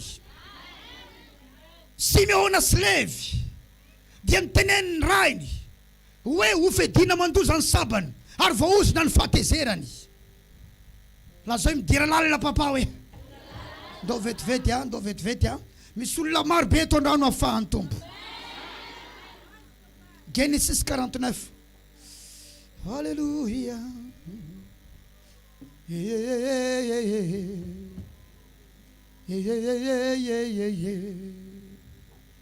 Verset inomaniko ity tonga ho amin'ny fanahiko izy androa. Halleluja. Genesis 49 aloha dia 16. Dana hitsara ny olony tahaka ny anankiray amin'ny fireneny Israely. Aninona dana hoe? Inona zany ny kintany eo ambony lohany dana?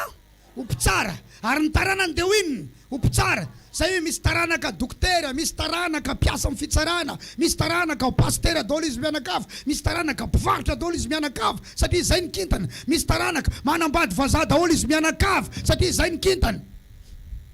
Misy taranaka any andafy daholo izy mipetraka satria zay ny kintana. Misy taranaka chauffeur daholo izy mianakavy, zay ny kintana. Fa ny olana, ny sasany réclame ny olona ny kintana dia hita soratra ihany hoe zao ny antsony ty olona ty fa ery ambany be amin'ny antsony izy. Zay no mahatonga fantatra fa za manana kintana pastoral. Ka sy natao pasteur kelikely ety ambanimbany ala pasika ty. Ary za miaka satria ny kintana dia natao hanapaka. Jereo tsara eny bokin'ny Genesis fa ny kintana ozy dia hipréside, hanapaka, hifehy, hitondra, ho famantarana fotoana. Lazao ny tenanao tsy ambany ah. Manana ny kintako ah. Tsy mijanona eo ambany ah.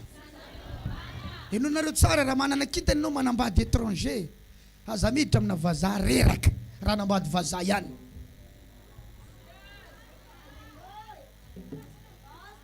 Tsy ambokambo vazaha tsy lanin'olona no idiranao.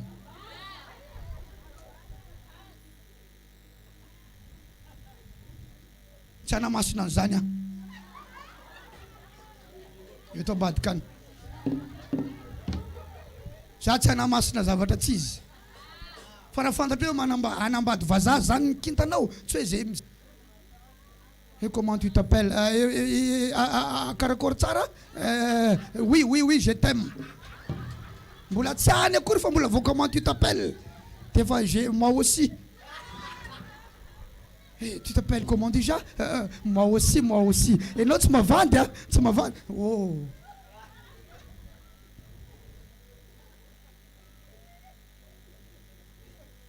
Où habites-tu? Pizza. Am gastro vovauarine kaka stade.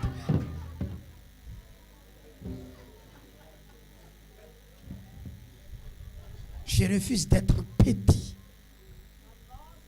Rafantatra misy kintany eo ambony lohanao dia aza miditra amina zavatra kelikely, zavatra tsy zany, zavatra reraka zany. Lazao ny namanao aza miditra amina zavatra reraka.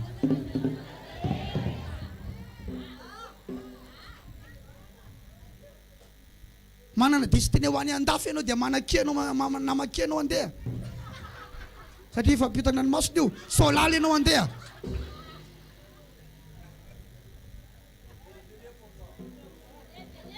Midira lalina amin'ny antsonao.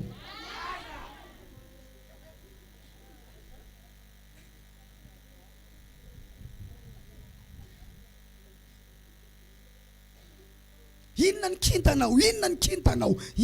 kintanao? Jereo tsara Genesis 49:16 tsika dia mahita fa dana itsarany olona tahaka ny anankiray amin'ny fireneny Israely idana. Dia raha mijery tsika ary amin'ny bokin'ny Mpitsara 14.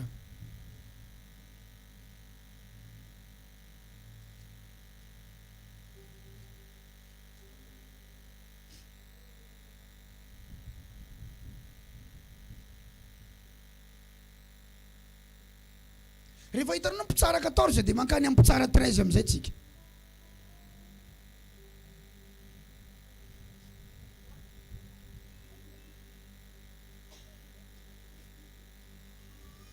Allô?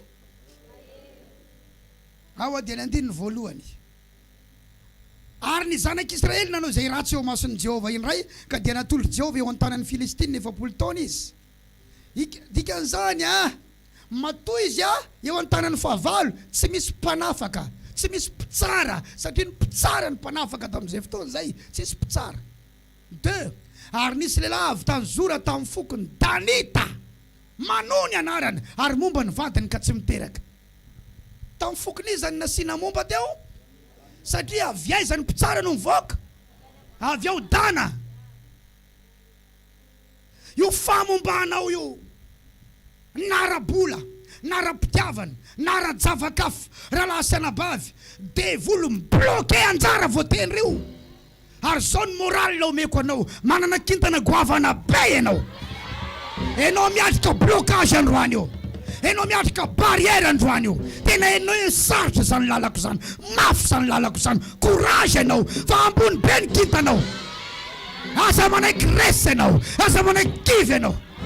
Za tonga anampy enao amin'izay zavatra takatry momba ny anafana anao. Amen, d'activation.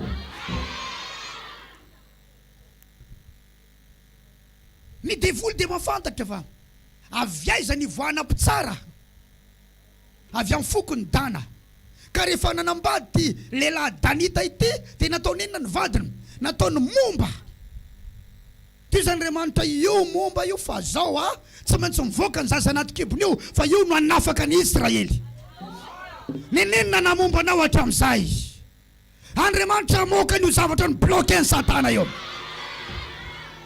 Satria io zavatra ny bloqué io teo vahaolana ho an'ity fiangonan'Andriamanitra ity. Misy volany bloqué ny amina million ve ao, amina million maro. Débloqué-ko. Androsony ty fiangonan'Andriamanitra ity. Débloqué-ko ny asany bloqué ny Satana. Débloqué-ko ny mariage ny bloqué ny Satana. Débloqué-ko ny tokotany amidy tsy mety lafo amin'ny anaran'i Jesosy avy any Nazareta. Avereny déblocage. Déblocage. Déblocage. Déblocage.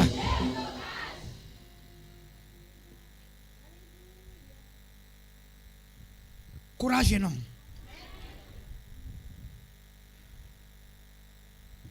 Tao Andriamanitra ny tonga. Devoly mampiasa famombana fa Andriamanitra maniraka anjely. 3. Ary ilay anjeliny Jehova niseho tamin'ny ravivavy ka nanao taminy hoe indry momba ianao ka tsy niteraka nefa hanananaka ianao ka hiteraka zazalahy. Le Dieu dit cas contraire. Devoly manao momba fa izy manao manananaka. Devoly mametraka blocage izy mametraka déblocage. Devoly mametraka aretina izy mametraka fahasalamana. Le Dieu dit cas contraire. Ataovy alléluia zany. Eno tsara fa contraire le zavatra ho ataon'Andriamanitra io zavatra miseho androany io. Lazao ny namanao contraire ny zavatra ho asehon'Andriamanitra io zavatra miseho amin'ny fiainanao androany io. Dikan'izany aza mino an'io zava-misy io ianao fa contraire an'io le zavatra ho ataon'Andriamanitra. E célibataire, célibataire, célibataire, célibataire. Contraire an'io no ataon'Andriamanitra. Tsisy vola, chômeur, tsisy vola, tsia, contraire an'io no ataon'Andriamanitra. Tsara tsara ty teny ty. Ozy hoe ary ilay anjeliny Jehova niseho tamin'ny ravivavy ka nanao taminy hoe indry momba ianao ka tsy niteraka avereny hoe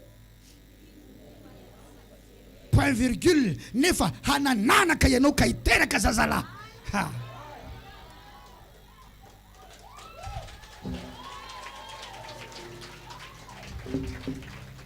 Momba ianao ka tsy niteraka. Aza mijanona am'le kofokofo. Fa tadio le nefa iny. Nefa. Nefa. Averina nefa. Nefa. Tenenina namanao zao aloha ny zava-misy androany.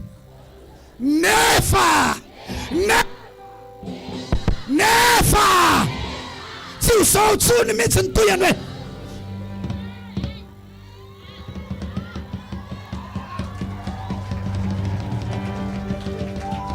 Misy nefa ao ambadika io zavatra mahazo anao eo. Misy nefa ao ambadika io zavatra mahazo anao eo. Misy nefa ao ambadika io zavatra mahazo anao eo.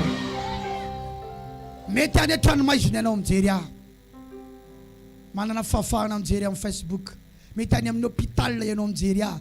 Tsy fantatra hoe naiza misy ianao. Misy nefa ao ambadika io zava-misy io. Voafonja ve ianao nefa ho afaka ianao. Marary ve ianao nefa ho sitrana ianao. Ho faty ve ianao nefa ho velona ianao.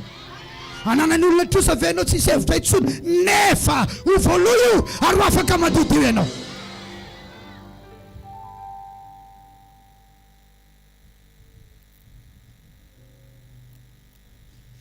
Ilay madama rehefa niresana hiteraka zazaza dia nody izy laza tamin'ny vadiny.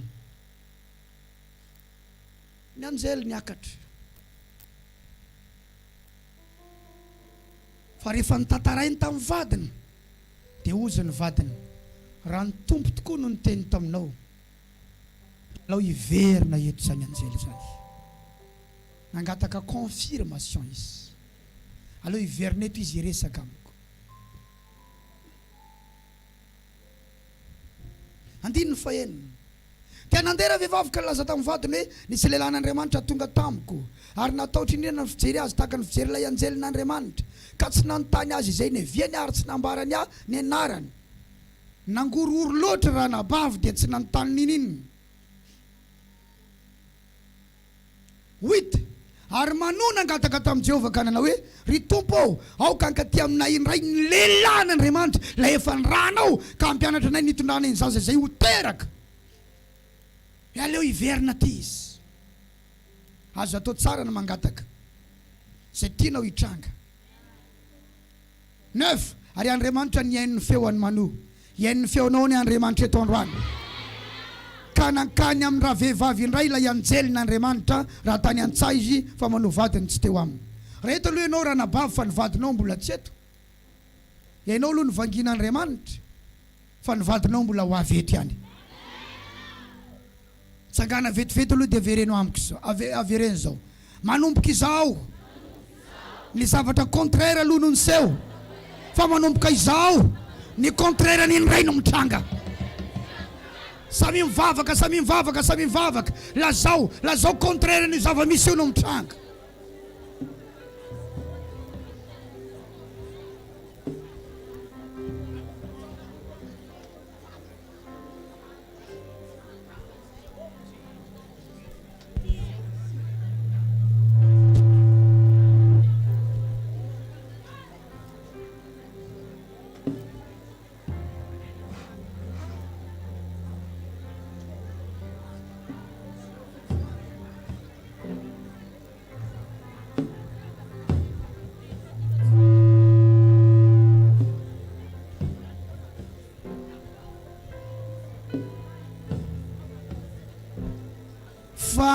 Fanahy masino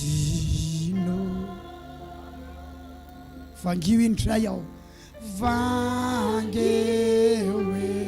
indray aho avimamenoa ilaiko ny fanatrehanao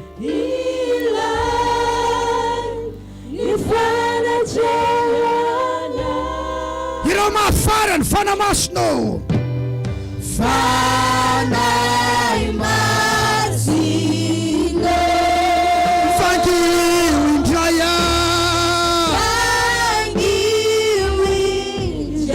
akiverina ray zany lelan'Andriamanitra zany izy mano iteny indray ahoana ny fomba itondrana ilay zaza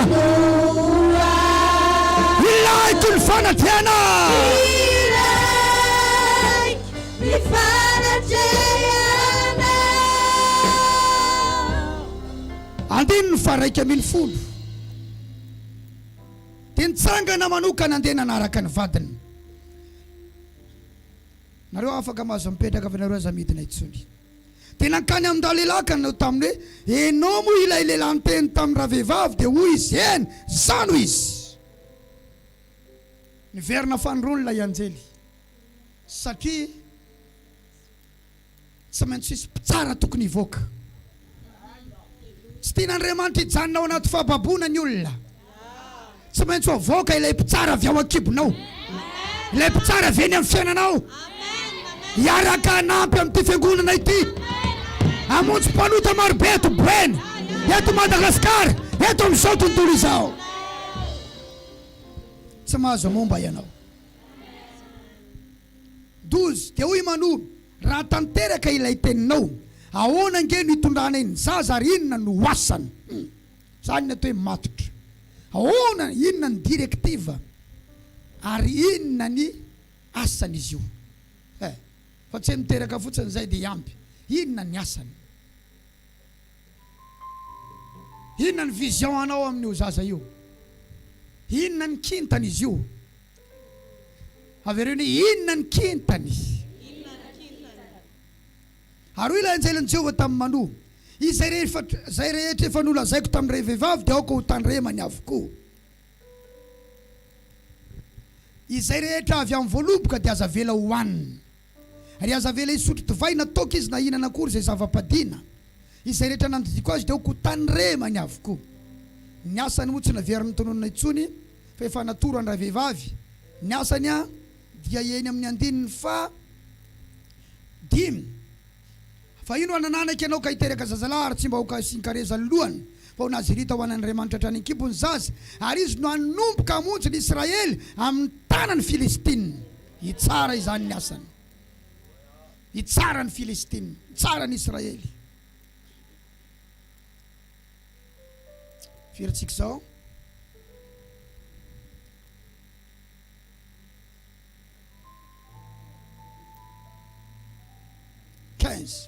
Ary io Manoa tamin'ilay anjelin'i Jehovah, aoka mba ho tananay ianao mandra-pamboatra izany kosa ho anao. Inona ny anaran'izany? Altara. Satria tonga ny anjely efa namotsitra teny, fa azo taranaka nareo inona ny nataony? Nanangana altara manoloa momba izany teny izany izy.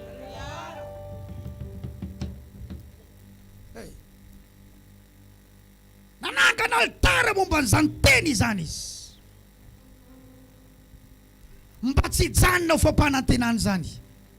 Satria mijanona ho fampanantenany io raha tsy misy altara mitsangana. Lasa fanekena ny fampanantenana rehefa misy altara mitsangana. Angazeny anjely anatanteraka ny zavatra nampanantenainy rehefa misy altara mitsangana. Maninona ny anjely azafady? Engagé. Misy anankiray moa ivavahako eo rehefa avy eo. Salabavy anankiray any Koweït. Tamin'ny efa fantatra alatsinainy na alahady andefa altara. Matanjaka ho an'ny fiainana, ho an'ny aretina, ho an'ny fianakaviana. Fa hatramin'izao tsy mbola tavavavaka ho azy. Dia za engagé, satria Andriamanitra za engagé, tsy afaka mandeha any amin'izay tokony alehako aho raha tsy efa manao an'izay vavaka izay. Afaka 10 minitra izy mi-octobre dia afaka miditra. Voateo izay mianaka ny fampiresaka voateo satria za tsy ampy le fotoanako. Tanareo tsara fa latsinainy hariva be vao niala teto. Mikarakara anareo. Sy nandray appel avy any ivelany mihitsy raha tsy olona hoe roa na ray ka tena tsy maintsy andraisiko. Talata koa alina be vao afaka teto omaly. Zany hoe tsy arako le zavatra, tsy arako. Fa engagé aho zao satria nisy nanangana altara. Ny anjely engagé raha vao nanangana altara reo ary tsy maintsy anatanteraka izay nitenenina. Andiny fafirintsika teo 15. Ary ino Manoa tamin'ilay anjelin'i Jehovah, aoka mba ho tananay ianao Mandrapamboatra zanak'osy ho anao. Eo aloha aza mbola mandeha anao aza mbola mandeha. Anontany anao mihinana zanak'osy ve ny anjely? Mihinana zanak'osy ve Andriamanitra?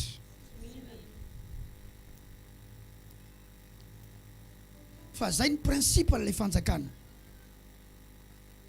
16 dia hoy ilay anjelin Jehovah tamin'ny Manoa, na dia tananao aza tsy mba hinana amin'ny haninao atsy akory. Ohatran'ny miavana zany ry zareo fa raha anatitra fanatitra dorany ianao dia aoka Jehovah no anateranao izany. Fa tsy fantatro Manoa anjelan'i Jehovah izy. Atero izy raha aterinao fa hiakatra ny amin'ilay fofony. Fa izy naniraka ho tongany ny fofony zavatra aterinao eo amin'ny altara. Hoy hoe ho tonga amin'Andriamanitra ny fofony zavatra aterinao ho altara. Ny olona rehefa mandray fofony zavatra dia mitady ny toerana ny vililay fofony. Aviaiza izy zany. Aviaiza izy zany. Na manitra eo na maimbo tadiavinao aviaiza izy zany. Rehefa mandray ny fofony fanatitra ao eo amin'ny altara Andriamanitra dia manomboka hitodika aviaiza izy zany. Zay le fanatitra tsy hohanin'Andriamanitra fa le fofony mila mankeny aminy. Hoy Davida, aoka ankeo aminao tahaka ny didikazo manitra ny fivavako, aoko tonga eny aminao ny fofony. 17 dia hoy Manoa tamin'ilay anjelin'i Jehovah, iza moa no anaranao mba hanomezana voninahitra anao raha tanteraka ny teninao. Jereo tsara. Vao nahazo an'ilay teny izy dia nanangana eny altara. Rehefa tanteraka ilay teny dia aninona koa izy? Altara. Dikan'izany ny afo amin'ny altarany tsy mila maty. Raha vao nandray teny fampanantenana, faminanina, teny fikasana, manangana altara ho an'izay teny zay. Rehefa tanteraka ilay teny, miverena eo amin'ilay altara natsanganao manatitra kitay eo, ireheta ilay altara mandrakariva. Satria tsy mila maty ny afo eo amin'ny altara.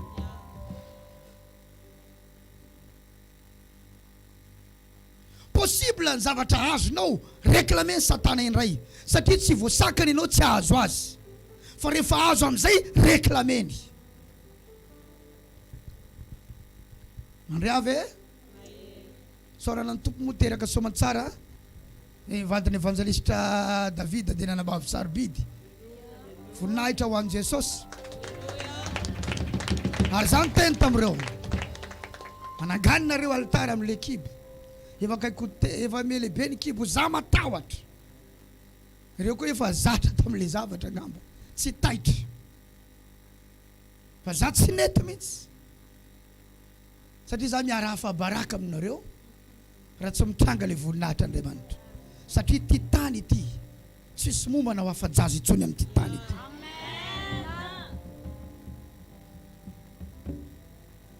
Dia hoy hoe ataovy aingany dia nataon'ireo.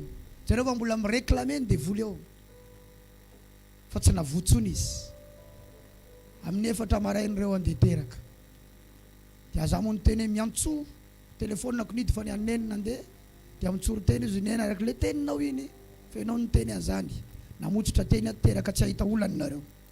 Talohany io hoy ny dokotera hoe kely ny bassin. Fa tsy maintsy avoaka tao io zaza io. Kely ny bassin tsy ho tafavoaka io. Raha tsy teraka mandra-pahatonga an'izao ianao tsy maintsy didiny. Dia izay tsisy an'izany hoa.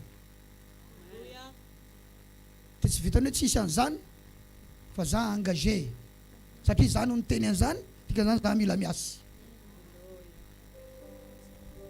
Fa tsy mba manatona azy isan'andro fa za ny miantso azy isan'andro anontany ireo tsy hoe ty toka vaingana. Satria za manana maso microscopique. Hoe ty affaire ty tsy an'olombelona. Fa isaorana ny tompo raha lasana vavy. Telefônina anay misokatra isan'andro. Raha vao midiny anay ny aneny tsy maintsy mandeha. Satria raha samy midiny anay ho aizy nareo raha mila secours. Nareo tsy mahazo mankany amin'ny pharmacie de garde hafa. Aty any.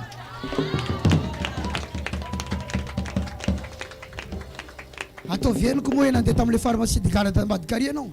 Fa midy anao ty hôpital ty. Pharmacie de garde 24 heures sur 24. Na tsy midoaza ny varavarambe misy varavarankely misokatra eo. ka ny varavaram-beko midy amin'ny alina fa ny anena misokana ny varavaran-keliny 034 58 416 29 atsoy rehefa tsy azonao 034 96 792 92 tsy mahazo miara-maty reo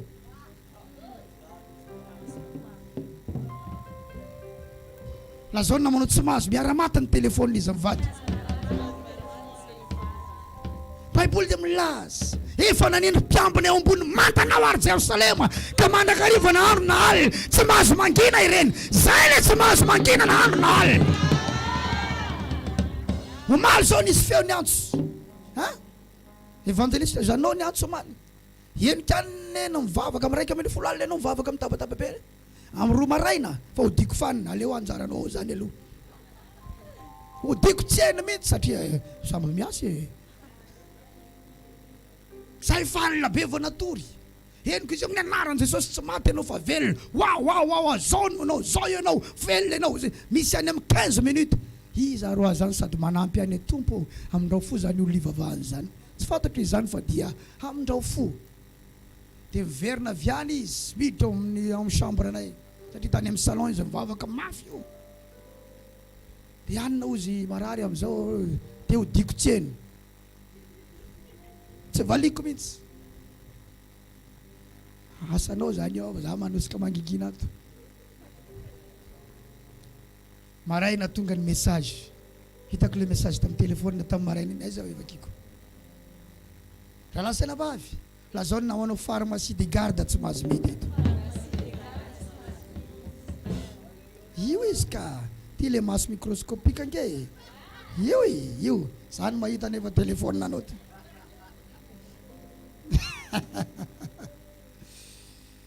yey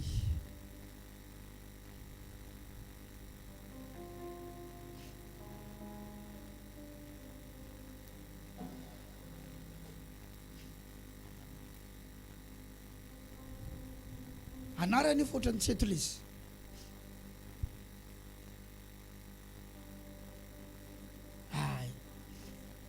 ay maso misy microscopique koa ianao eveneny efa salama tsara fa mankasitraka tompoko nefa tamin'ny alina navesatra be ny atoko fa fatesana manafika zay moa tonga amin'ny teny aminao lazao ny namanao za mandeha any amin'ny pharmacie any ambadika any ianao fa tsy mahazo fanafody etsotsony ianao hoe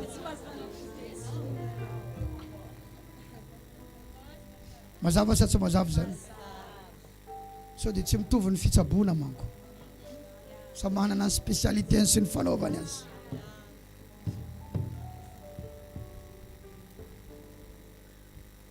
sept hoy manota amin'ilay anjelin'i Jehova iza moa ny anaranao mba nomezany e voninahitra anao raha tanteraka ny teninao tika zany rehefa tanteraka io dia izao anome voninahitra anao indray zay sorana ny tompo namotsitra teny zay tamin'ny 4 maraina vita ny fiambenako maraina tamin'ny 5 dia teraka tsy nisy olana nany kely mihitsy teneno ny namanao lay bassin kely hoe namoaka zaza kely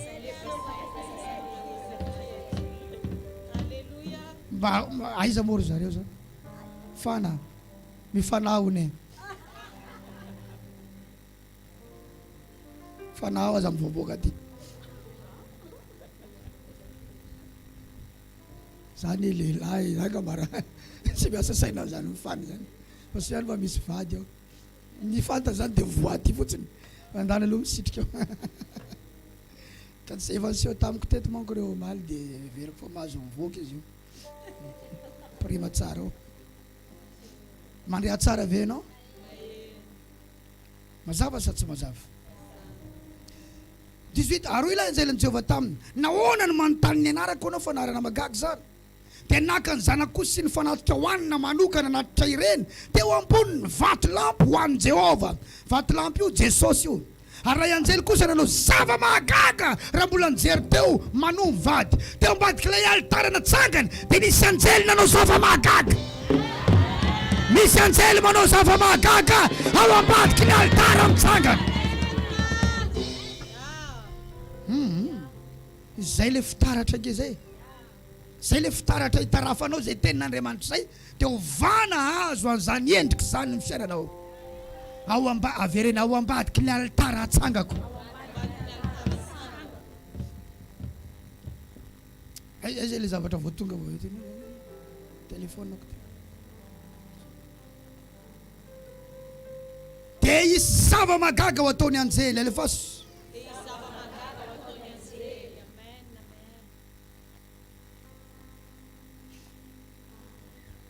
Ty misy Western Union vao tonga vao zao. Ianao zay nandefana izy io avy any France izy io.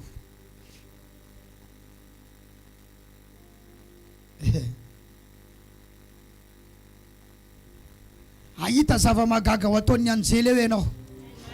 Amin'ny anara maheran'i Jesosy Kristy avy any Nazareta. 20 ary raha niakatra ho amin'ny lanitra ny lelafo avy teo amin'ny altara, dia niakatra teo anatin'ny lelafo avy teo amin'ny altara ilay anjelin'i Jehova, ary nijery izany manoka dia niankoka tamin'ny tany. Misy anjely niakatra avy teo anatin'ny lelafo avy tany amin'ilay fanatitra nakarina ho any amin'Andriamanitra, ary manao tatotra ireny hoe misy altara nitsanganao. Tao ambadika izay teraka Samson. Androany atela azy. Ianao anatina blocage. Goavana loatra ny kintanao. Raha nisy teny tonga fampanantenana, aza avela hijanona ho fampanantenana, fa vadioiny fanekena. Fa rehefa tonga fanekena io, Andriamanitra tsy maintsy tonga. Satria Andriamanitra tsy mivadika amin'ny zavatra ny fanekena. Ny olona ny afaka miala, fa Andriamanitra tsy afaka miala. Misy teny anankiray izay.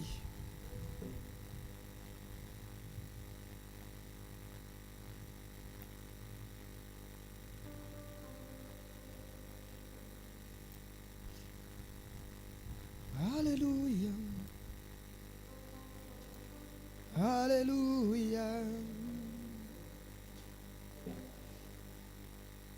Hallelujah.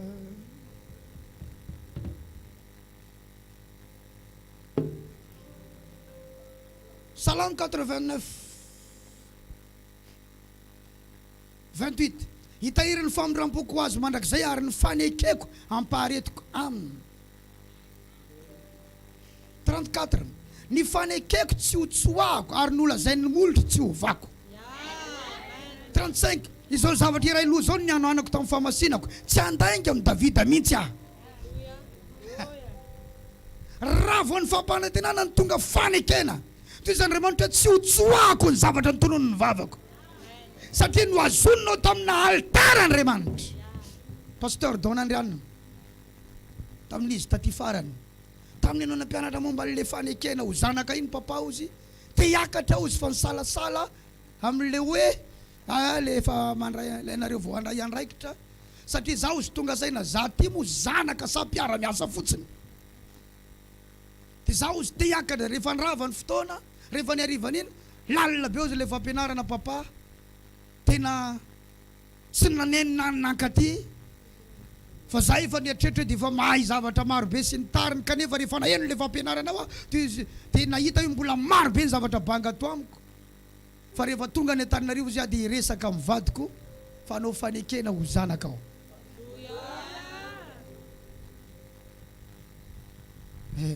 Ianao nge tsy hoe rehefa tonga eto dia zanaka, tsy hoe rehefa pasterato koa ianao dia zanaka, fa miainga avy amin'iny fanekena. Tsy hoe rehefa miantso papa ianao dia zanaka. Mandriavy ny olona rehetra afaka tsoina dada, papa, na olona mandalo amin'ny arabe, amin'ny firy zao mama. Ianao za voa atao bajaja eny ataony mama ianao. Aiza ianao mama? Tsy voatery mama ianao.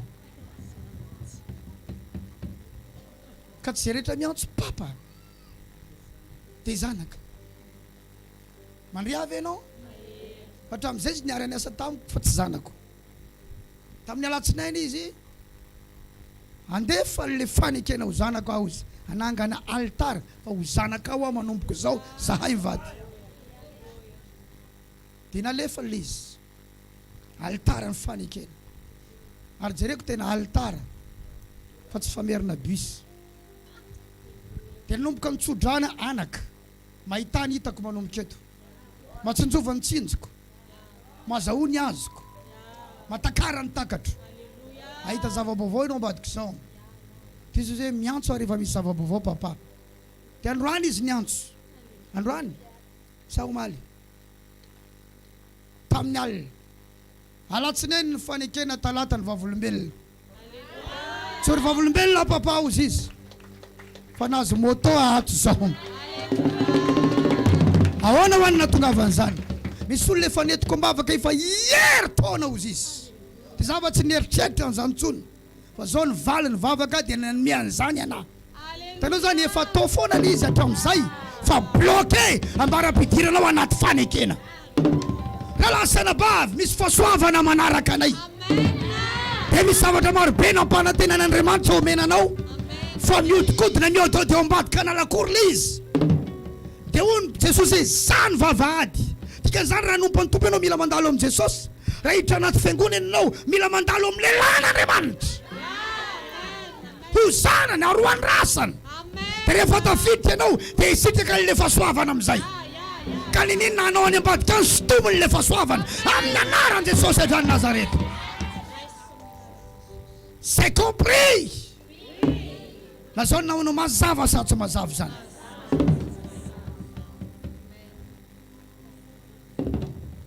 Ao ambadiky ny alitara mitsangana tsy mijanona ho fampanantenana ny fampanantenana fa lasa inona izy io fanekena tsy andainga aminao mihitsy Andriamanitra fa natanteraka zay rehetra ny teneniny amin'izay.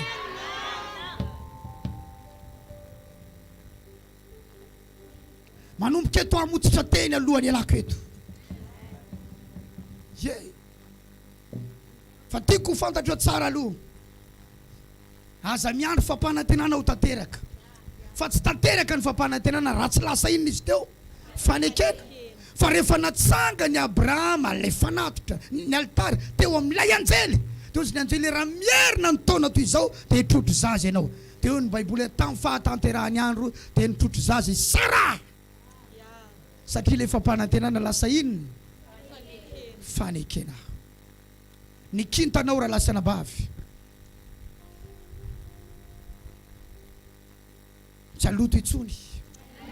Amiratra eo ambony lohanao. Aro tanteraka aminao zany. Amin'ny anaran'i Jesosy. Jereo tsara fa rehefa nisalobona i Mosesy dia tsy afaka nahita ilay voninahiny teo amin'ny Israely. Ary ny Israely dia manohatra ny Mosesy te hitora-bato ny Mosesy satria misalobona izy. Ny tenin'Andriamanitra fitsorana eto dia tonga anao mamiratra. Ka raha nisalobona ny olona ianao hatramin'izay ka tsy mahita ny voninahitra ao ny olona. Te hitora-bato anao ny olona. Amin'izao fotoana izao raha mbola miaina amin'izany fisalobonana izany ianao tsy hitany olona ny hatsaran-tarehanao. Tsy hitany olona ny diplômanao. Misy aminareo ireo miezaka ho tsara fanahy any amin'ny fianakaviam-bady amin'ny fianakavianana kanefa tsy ny foana ny azonao. Tsy hitan'ny olona mihitsy ny hatsaranao fa ny ratsy ataonao foana ny hitan'ny olona. Ianao dia zao, ianao dia zao, ianao dia zao. Satria maninona? Misalobona. Raiso ry zaza tany andriana bavy reza.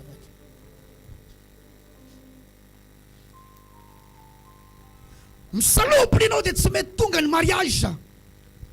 Tahaka ilay vehivavy atao hoe Tamara. Io Tamara io nanambady lehilahy anankiray zanaky Joda, maty ny vadiny. Nanambady lehilahy faharoa indray, maty ny vadiny. Dia le fahatelo tokony ho vadiny amin'izay satria ny zanaka telo maralana nanany Joda. Dia rehefa maty le ray dia dikan'izany ny zandrony tokony hamelo maso ny rahalahiny, maty ny ray. Dia le fahatelo tsy nomeny Joda intsony, Sofaty. Dia nanomboka ny salobony raha vehivavy nandeha teny amin'ny arabe dia tafaraka tamin'ny Joda izy. Dikan'izany rehefa misalobona ny olona dia tafaraka amin'ny olona tsy vadiny. Raha vao misalobona ny olona lasa miasa amin'ilay asa sy tokony ho asany. Rehefa misalobona ny olona tafavily ny anjarany. Androany atoandro endako ny fisalobonana eo aminao amin'ny anaran'i Jesosy eto any Nazareta.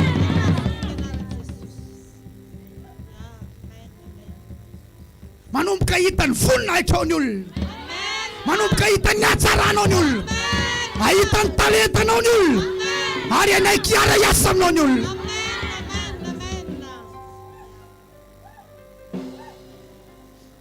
Avelao iantso ranabavy. Anatin'izao atmosfera zao izy avelao iantso. Afaka miantso ny anabavy. Afaka miantso izy zao amin'ny WhatsApp. Raha mahita ianao zao dia afaka miantso amin'ny WhatsApp. Yeah, yeah, yeah. Yeah, yeah, yeah, yeah, yeah, yeah, yeah. Yeah, yeah, yeah, yeah, yeah, yeah. Yeah. Nijery fitaratra izy. Dia nisy sary ratsy nataony teo amin'ny fitaratra dia nipotra teo sarinao no zoniny amin'izay.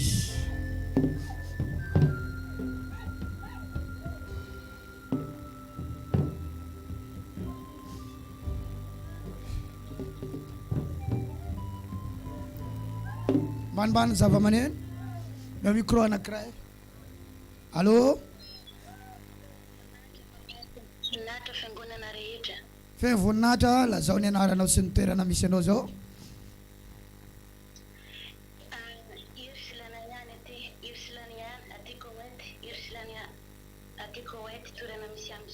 Ya. Afaka ataonao appel vocal ve passer en vidéo tsika zao? Atao vidéo. Ok. Ya. Taovy eto micro. Ivavaka ho anao azao. Ambony etsy. Vavaka ho anao azao. Vonina tsara ianao? Vonina tsara papa. Ça y est, Madjangi en Koweït. La distance n'est pas une barrière. Anatina telo minitra endako ny fisalibonanao mahatonga anao marary foana. Endako ny fisalibonanao mahatonga anao marary foana.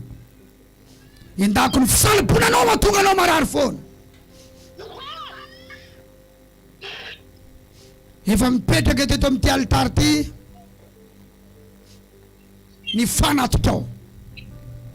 Dia ny hafa avy eto amin'ity alitary ty mandevina ny aretina mitaizanao io zao.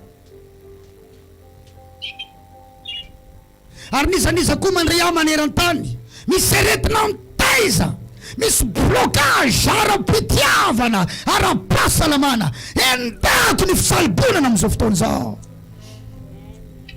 Eo meo lamba ihany. Acte prophétique na melezana anao. Acte prophétique no anafana anao.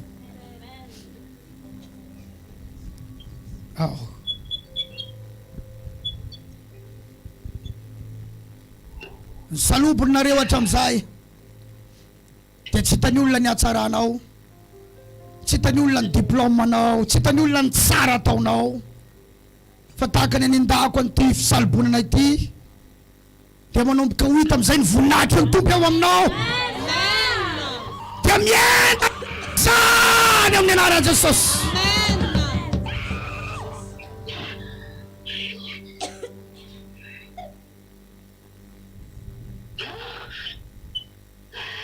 Manao veloma amin'izay mandra-palisaka telo ray roa.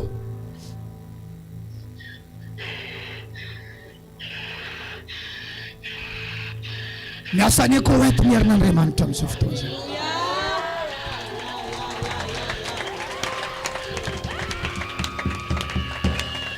Miasa eto an-tany masaja ny herin'Andriamanitra, miasa ny France ny herin'Andriamanitra, miasa ny Dubai, miasa ny Comore, miasa ny Mayotte ny herin'Andriamanitra. La distance n'est pas une barrière.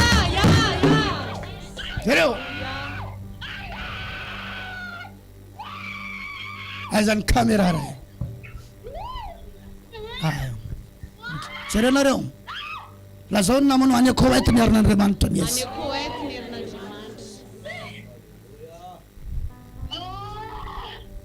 Iza não iza.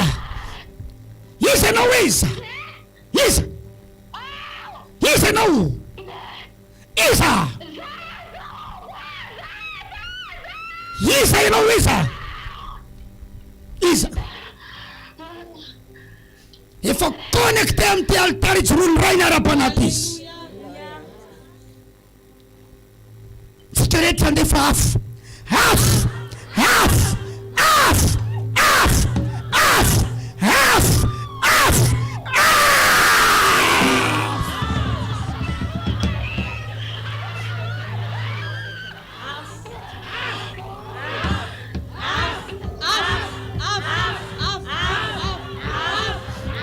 Yesurko aminao ny aretinao ny anjely ny fanasitranana tonga manasitrananao zao sady mamany fatorana any aminao any sao.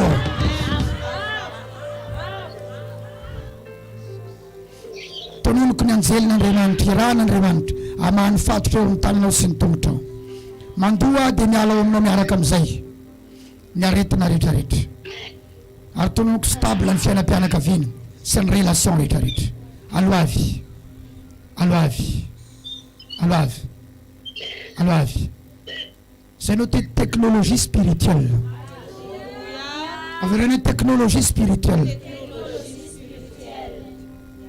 Fok, aloavy amzay. Manao veloma dia lasa amzay.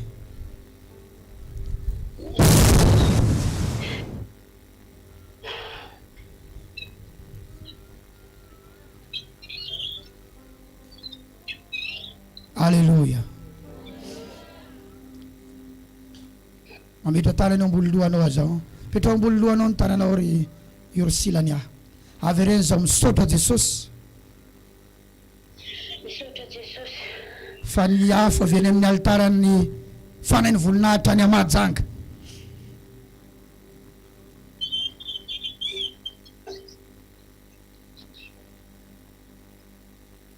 Fa ny hafa avy reny avy amin'ny altara misy ny raiko ara-panahy any Mahajanga dia tonga amin'ny efitrano misy ahy ty Koweïty.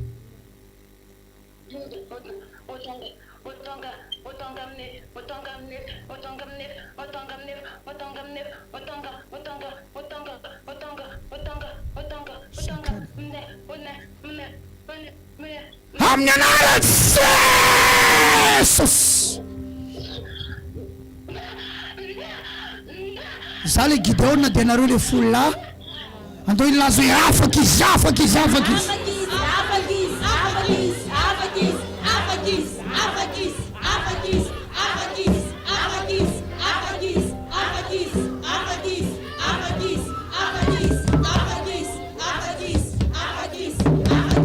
Amin'ny anaran'i Jesosy. Mandoa amizay lasa tsy azonao reo réclamena itsony izy. Tena velona ny Andriamantsika raha lasana mafy.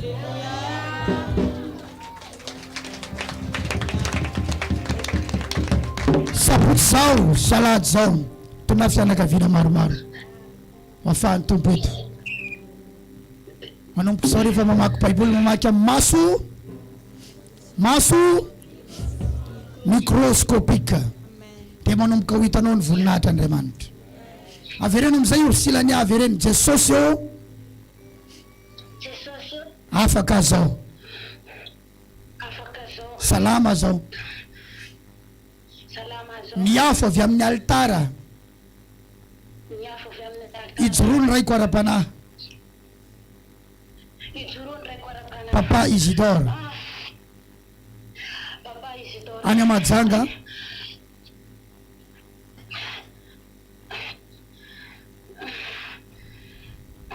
any Mahajanga manafaka zao. Amen.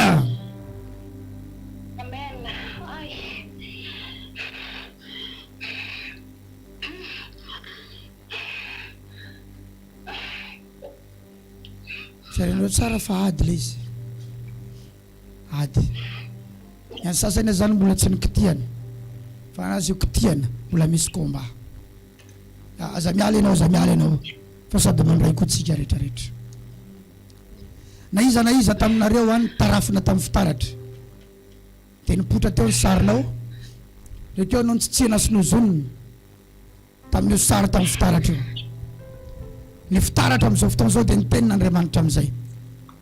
Dia amin'ny teny hitanao tamin'ny fitaratra io ny tsofako rano anao. Tsy ahita fahamombana amin'ny lafim-piainana rehetra ianao. Tsy ahita fahamombana amin'ny lafim-piainana rehetra ianao.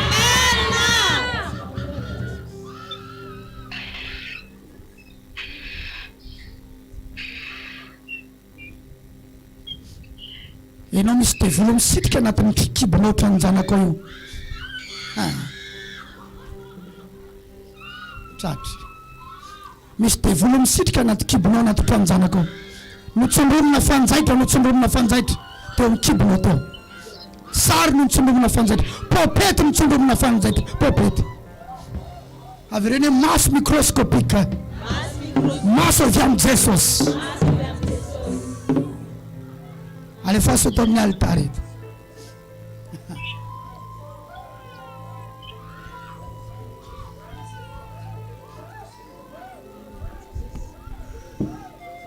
Velona ny Andriamantsika. Velona ny Andriamantsika. Velona ny Andriamantsika. Afa-kursilany, afa-kursilany. Vao mitaingina eto. Tonga dia mirehitra.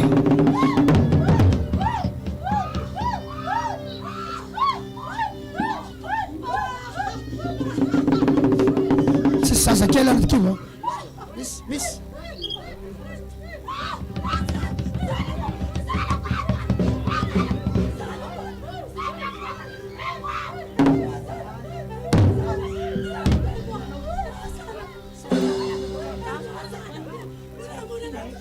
Samba zareo vao tonga eto ambany. Volana raika zanaka anao ta. Tazominy tsara ny tanana. Af, isaroa telo.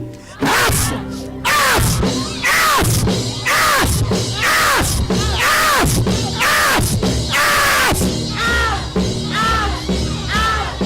Alwaja.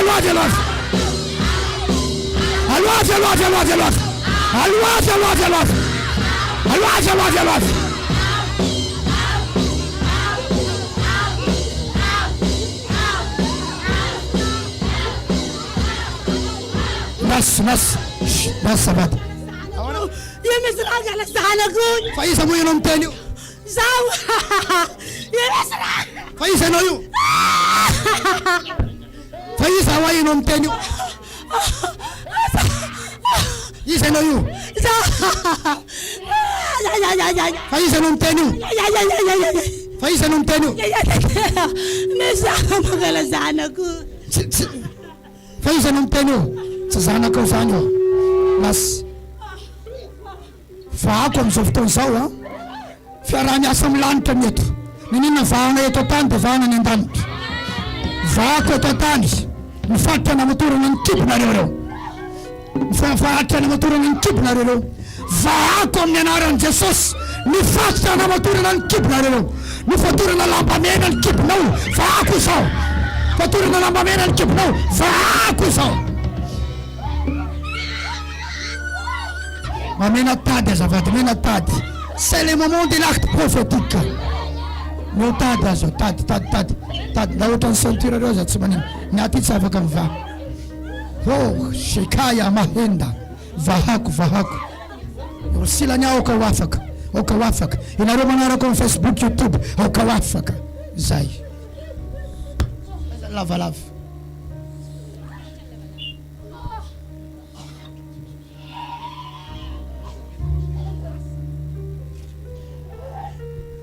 Ohatr'izao ny namatorana ny kibony. Ohatr'izao ny nifatoranareo lambamena ny kibony dia ny sianareo sy nozononareo. Ary be dia be ao ny fatoran'olona ny kibony. Fa vahako ty fehy ny kibo ty. Tahaka ny amahako an'ity dia mivaha ny kibonareo rehetrarehetra izay manana olany. Ara-piterahany. Va. Eto amin'ny altara ity. Namahako izany zao. In the name of Jesus. Mandoa amizay.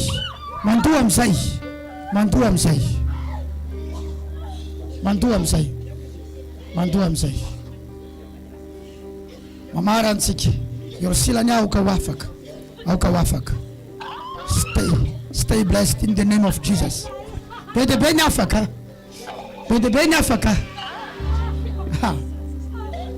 Oh, Jesosy. avereny misaotra Jesosy tamin'izay nataonao teto androany. Amaky ny teninao amin'ny maso microscopika dia tahaka ny mijery fitaratra dia ahita n'ilay voninahitra ao amin'ny teninao ovaina azo an'ilay endrika hitako amin'ny teninao amin'ny anaran'i Jesosy. Amen. Dia ahafantanana mafy amin'ny anaran'i Jesosy.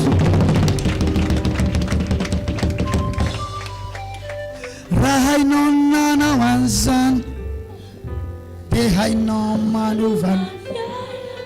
Azo toerana. Mifangatsika mifangana fa zareo verina ny tena. Raha hainao nanao an'izany. Raha hainao nanao an'izany. Hainao manovana fiainako. Raha vitanao an'izany Jesosy. Evitanao manovana. Raha hainao manao an'izany. Raha hainao manao an'izany. Hainao manovana fiainako. Raha vitanao an'izany Jesosy. Evitanao manovana fiainako. Valo fatotra rehetra. Valo geza rehetra. Valo fatorana rehetra. Ara-bola, ara-piterana, ara-pitiavana, ara-tserasera, ara-pifandraisana, ara-pahasalamana. Mivay izany. Tsofokrano ianao zao. Mandehana amin'ny kintana mamiratra amboloanao eo. Tsy azo reklamena intsony ianao. Tahina miavaka, tahina manokana, tahina amin'ny fomba maherisety amin'ny anaran'i Jesosy. Mazo toerana. Mirsila ny asa va? Maivana ianao zao ve? Maivana tsara ianao zao? Afaka daholo zavatra zay gatigaty rehetrarehetra rehefa mivavaka papa dia zavatra gatigaty daholo voninahitra ho an'i Jesosy. Amen. Tahiny tompo va? Ok. Fiarahina Jesosy. Ya.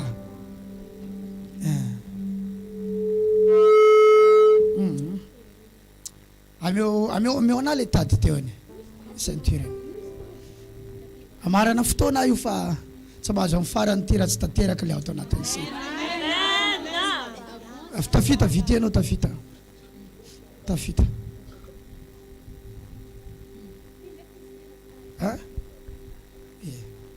Aleo ty sao dia ho grave be. Ohatra zao ny ataony olona rehefa izy amatotra mitady-potra ny zaza amin'ny tendany. Dia mifatotra amin'ny tendany zaza le tady-potra anaty kibo. Manomboka izao nizaniza ho bevoka. Tsy efa bevoka.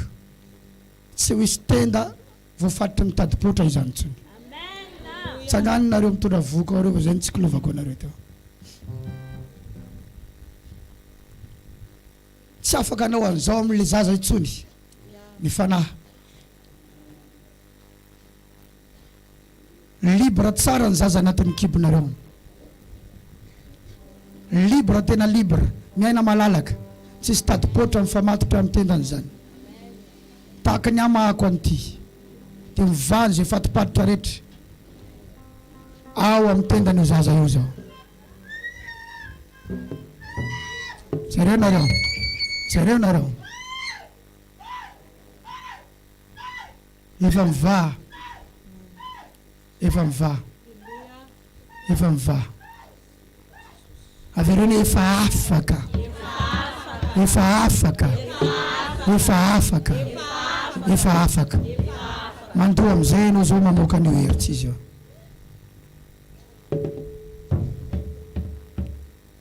Mivoninahitra ny tompo amin'ny tia-tanana mafy be. Soka tafoka. Tsy mahita hirika hatramin'ny farany ny devoly. Zay moa tsy tonga eto ianao monjy fivoriam-bavaka fa tonga eto ianao hiaina hiaraka amin'Andriamanitra.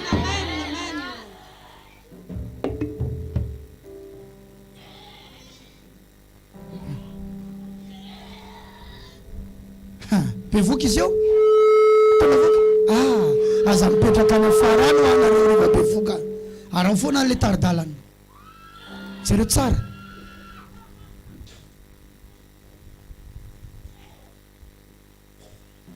vany fatotra amin'ny tendany zaza anaty kibona teraka somantsara eto ve le fololahy eto le fololahy zao averenao ary mivany fatotra amin'ny tadipotra amin'ny tendany amin'ny anaran Jesosy amen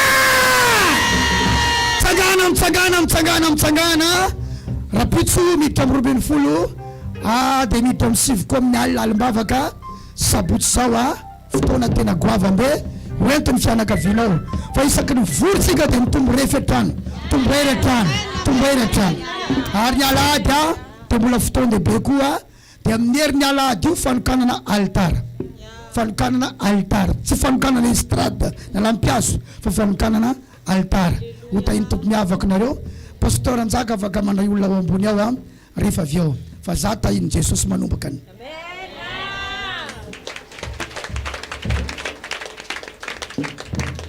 Haleluya. Vuninaicha